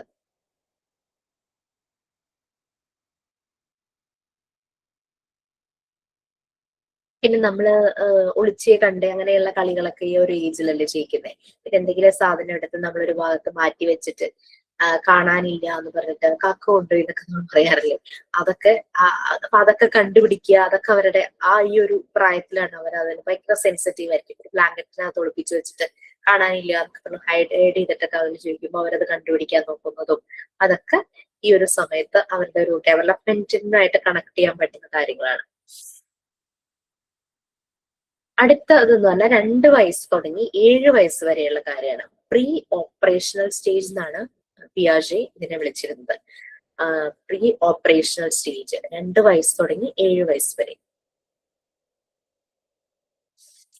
ഇപ്പൊ പ്രീവിയസ് ഏജിൽ അവർക്ക് പല ഒബ്ജക്ട്സിന്റെയും ഒരു ഐഡിയ കിട്ടാൻ കുറച്ച് അവർ ബുദ്ധിമുട്ടിയിട്ടുണ്ടെങ്കിൽ ഈ ഒരു സമയത്ത് കുറച്ചുകൂടെ ഓർഗനൈസ്ഡ് ആയി അവർക്ക് ഇമേജ് ഒക്കെ നല്ലപോലെ ഓർമ്മ വരും. ഇപ്പൊ ആന എന്നൊക്കെ പറഞ്ഞു കഴിഞ്ഞാൽ അവർക്ക് അവരറിയാം വലിയ ബിഗ് അനിമൽ ആണ്, ചിലപ്പോ കുട്ടികൾ ഇങ്ങനെ കൈ എടുത്തിട്ട് ഇങ്ങനെ ആന എന്നൊക്കെ കാണിക്കും, വലിയ അനിമൽ എന്നുള്ള രീതിയിലൊക്കെ. അങ്ങനെയൊക്കെ പല ആക്ടിവിറ്റീസും നമുക്ക് കാണിക്കാനായിട്ട് പറ്റും, കുട്ടികളെ ഓരോ ഇമേജ് ഒക്കെ കാണിച്ചിട്ട്. പിന്നെ പ്രീ സ്കൂളിലേക്ക് കടക്കുന്ന ഏജും ഈ ഒരു സമയത്താണല്ലോ വരുന്നത്. 2 to 7 years എന്ന് പറയുമ്പോൾ 3 to 6 ഒക്കെ ഇതിന്റെ ഉള്ളിൽ വരുന്നതാണല്ലോ. അങ്ങനെയുള്ള കളികളൊക്കെ അവർക്ക്, പിന്നെ ഇമാജിനേറ്റീവ് ആക്ടിവിറ്റീസ്, അതിലൊക്കെ എൻഗേജ്ഡ് ആവാൻ അവർക്ക് ഭയങ്കര ഇഷ്ടമായിരിക്കും.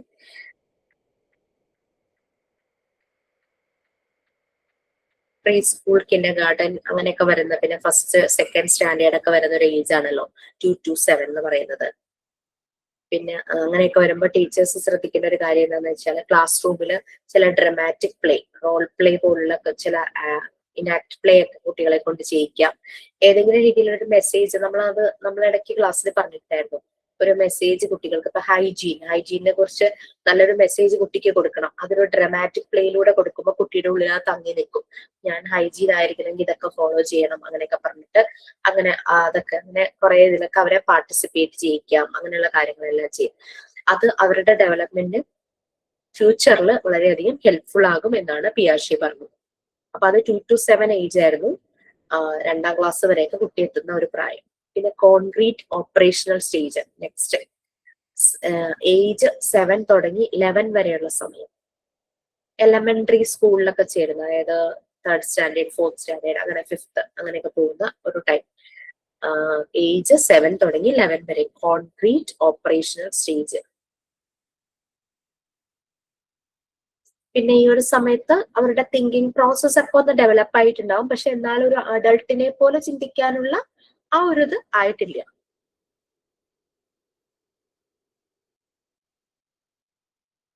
പിന്നെ നേരത്തെ ഏജിൽ എന്നൊക്കെ പറഞ്ഞു കഴിഞ്ഞാല്, ചെറിയ പ്രായത്തില്, അതായത് ഒരു 3-6 ഇയേഴ്സിലൊക്കെ പറഞ്ഞു കഴിഞ്ഞാല് കുട്ടിയെ സംബന്ധിച്ച് ഒരു കാര്യം ഇമാജിൻ ചെയ്തിട്ട് ചെയ്യാനായിട്ടുള്ള ഒരു കഴിവുണ്ടാവില്ല. അതായത് കോൺക്രീറ്റ് ആയിട്ടുള്ള കാര്യങ്ങളെ ഇവർക്ക് അറിയുള്ളൂ. കാണാൻ പറ്റുന്നത്, തൊട്ടു നോക്കാൻ പറ്റുന്നത്, അങ്ങനെ. ഇപ്പൊ നീളം കൂടിയത് എന്ന് പറഞ്ഞു കഴിഞ്ഞാൽ കുട്ടിക്ക് മനസ്സിൽ നീളം കൂടിയതിനെ കണ്ടുപിടിക്കാൻ ഇച്ചിരി പാടായിരിക്കും.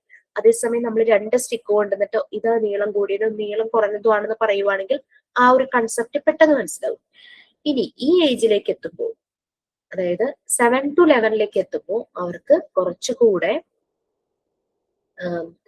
അങ്ങനെ ഇമാജിൻ ചെയ്യാനുള്ള കുറച്ചൊരു ഐഡിയ ഒക്കെ വരും. അതായത് ഇപ്പോ നമ്മൾ പറയുകയാണ്, ഏതെങ്കിലും നമ്പറിന്റെ കൂടെ നത്തിങ് ഈസ് ആഡഡ്, അതായത് 0 ആഡ് ചെയ്താൽ ആ നമ്പർ തന്നെയാന്ന് പറയുമ്പോൾ അവർക്ക് ആ ഐഡിയ ഒക്കെ കിട്ടും. അതായത് ഇപ്പൊ നിന്റെ കയ്യിൽ 5 ടോഫീസ് ഉണ്ട്, മിഠായി ഉണ്ട്, അതിനൊന്നും എടുത്തില്ലെങ്കിൽ നിന്റെ കയ്യിൽ ബാക്കി എത്ര, അപ്പൊ 5 തന്നെ. ആ ഒരു നത്തിങ് എന്നുള്ള ആ ഒരു കൺസെപ്റ്റ് ഒക്കെ ഈ ഒരു സമയത്ത് കുട്ടിക്ക് മനസ്സിലാകും. ആ ഒരു എമൗണ്ട് സെയിം ആയിട്ട് തന്നെ നിൽക്കും. അങ്ങനെയൊക്കെയുള്ള ചെറിയ ചെറിയ കാര്യങ്ങളൊക്കെ അവർക്ക് മനസ്സിലാകും. അപ്പൊ ആ ഒരു ടൈമിലാണ് നമ്മൾ കൂടുതലും പിയാഷെ മാത്തമാറ്റിക്കൽ അനാലിസിസുമായിട്ട് കണക്ട് ചെയ്തിട്ടാണ് കേട്ടോ ഇതിന്റെ ചൈൽഡ് ഡെവലപ്മെന്റിനെ ഡിസൈൻ ചെയ്ത് പറഞ്ഞിരിക്കുന്നത്.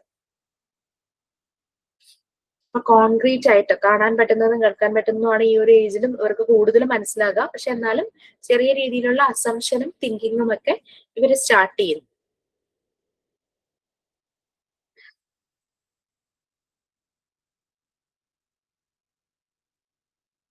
പിന്നെ ഏറ്റവും ലാസ്റ്റത്തെ സ്റ്റേജ് ആണ് 11 ഇയേഴ്സ് തുടങ്ങി മുകളിലേക്കുള്ളത് ഫോർമൽ ഓപ്പറേഷണൽ സ്റ്റേജ്.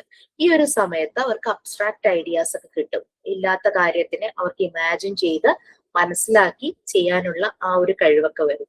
പിന്നെ ഇപ്പോ അവരോടൊരു ഏതെങ്കിലും വേണ്ടി ഇതിൽ ഉള്ള അവർക്ക് ഒപ്പീനിയൻസ് പറയാനായിട്ട് പറ്റും. ഇപ്പൊ നമ്മളുടെ നാട്ടിലെ വെള്ളം മുഴുവൻ ഇല്ലാണ്ടായാൽ നമ്മൾ എന്ത് ചെയ്യും, അങ്ങനെയൊക്കെ ഒരു സ്റ്റേറ്റ്മെന്റ് ഒക്കെ കൊടുക്കുമ്പോൾ ഭയങ്കരമായിട്ട് അഭിപ്രായങ്ങൾ അവരുടെ മനസ്സിൽ വരും. അവരത് പ്രസന്റ് ചെയ്യുകയും ചെയ്യും. ഈ ഒരു സമയത്താണ് നമുക്കറിയാം, നമ്മൾ സ്കൂളുകളിൽ കുട്ടികൾക്ക് ഓരോ ആക്ടിവിറ്റീസ് കൊടുക്കുമ്പോൾ, ചെറിയ ക്ലാസ്സിലെ കുട്ടികൾക്ക് നമ്മൾ എന്താ കൊടുക്കുക, ഒരു പിക്ചർ കൊടുത്തിട്ട് കളർ ചെയ്യാൻ പറഞ്ഞു കൊടുക്കും. ഡ്രോയിങ്ങിൽ വരുന്ന ആക്ടിവിറ്റി. അതേസമയം ഹയർ ക്ലാസ്സിലെ കുട്ടികൾക്കോ ഒരു തീം കൊടുത്തിട്ട് പിക്ചർ വരച്ച് കളർ ചെയ്യാൻ പറയും. ഡിഫറൻസ് മനസ്സിലായോ? ഓരോ ഏജിനനുസരിച്ച് ആക്ടിവിറ്റീസ് മാറ്റും. കുട്ടിയുടെ ഡെവലപ്മെന്റിനനുസരിച്ചാണ് അവിടെ ആക്ടിവിറ്റി. ചെറിയ കുട്ടികൾക്ക് പിക്ചർ കൊടുത്തിട്ട് കളർ ചെയ്യാൻ പറഞ്ഞു. വലിയ കുട്ടികൾക്ക് ഇപ്പോ എന്താ പറയാ, നേച്ചറിനോ അല്ലെങ്കിൽ സൺസെറ്റിനോ അങ്ങനെ എന്തെങ്കിലും ഒരു തീം കൊടുത്തു കഴിഞ്ഞിട്ട് അവരോട് പടം വരച്ച് കളർ കൊടുക്കാനാ പറയുന്നത്. അപ്പൊ ആ ഒരു ഡിഫറൻസ് ആണ്. കുട്ടികള് കോൺക്രീറ്റ് ഐഡിയയിൽ നിന്നും അബ്സ്ട്രാക്ട് ആയിട്ട് തന്നെത്താൻ ആലോചിച്ചിട്ട് അങ്ങനെ അവർ ചെയ്യും. ഇനി ഒരു ടോപ്പിക് കൊടുത്തിട്ട് എസ്സേ എഴുതാൻ പറയുന്നത്, അങ്ങനെയുള്ള ഓരോ കാര്യങ്ങളും. അപ്പൊ അങ്ങനെ വെച്ചിട്ടാണ് പിയാഷെ കുട്ടികളുടെ ഡെവലപ്മെന്റിനെ ഡിവൈഡ് ചെയ്തിരിക്കുന്നത്. കുറച്ചുകൂടെ എൻ്റെ ഉള്ളത് ഞാൻ ഷെയർ ചെയ്യാം, കുറച്ചുകൂടെ സിമ്പിൾ ആയിട്ടുള്ളത് കിട്ടുവാണെങ്കിൽ നിങ്ങൾ തമ്മിൽ ഷെയർ ചെയ്തോളൂ. ഇപ്പൊ നമ്മൾ 2 സൈക്കോ അനാലിസ്റ്റുകളുടെ ഒബ്സർവേഷൻസ്, അവരുടെ അനാലിസിസ് അബൌട്ട് ചൈൽഡ് ഡെവലപ്മെന്റ് ആണ് പറഞ്ഞത്. ഒന്ന് സിഗ്മണ്ട് ഫ്രോയിഡും ഒന്ന് ജീൻ പിയാഷെയാണ്. ഓക്കെ, അപ്പൊ ഇത് രണ്ടും നിങ്ങൾക്ക് ഞാൻ രണ്ടുമല്ല, ഇനി പറയാൻ പോകുന്ന 2 പേരുണ്ട്, ഡോസ്കിയും എറിക് എറിക്സണും. അവരുടെ 2 പേരുടെയും കൂടെ ഞാൻ 4 പേരുടെയും കൂടെ ഷെയർ ചെയ്യാനുള്ള ലിങ്ക് ഞാൻ പ്രൊവൈഡ് ചെയ്തേക്കാം. Just go through it. ഇച്ചിരി ഒരു ബുദ്ധിമുട്ടൊക്കെ തോന്നും, പക്ഷെ പറഞ്ഞ കാര്യങ്ങളുടെ ഒരു ഐഡിയ മനസ്സിൽ കിട്ടിയിട്ടുണ്ടല്ലോ, അത് വെച്ചിട്ട് നമുക്കതിനെ അനലൈസ് ചെയ്യാനായിട്ട് പറ്റും. Okay okay, have a nice day. Thank you so much. Sign out ഉണ്ടോ? അതോ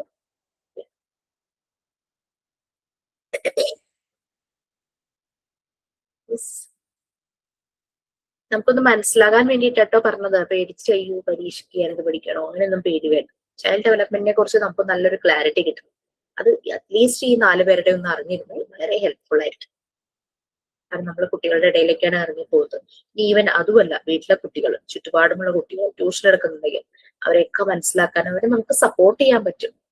അതാണ് ഏറ്റവും വേണ്ടത്. ഇന്നത്തെ ഒരു ടൈമില് കുഞ്ഞുങ്ങൾക്ക് നമ്മളെയൊക്കെ ആവശ്യമാണ്.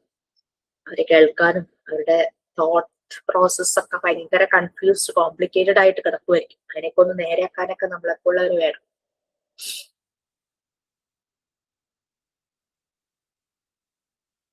പോകുന്നില്ലേ?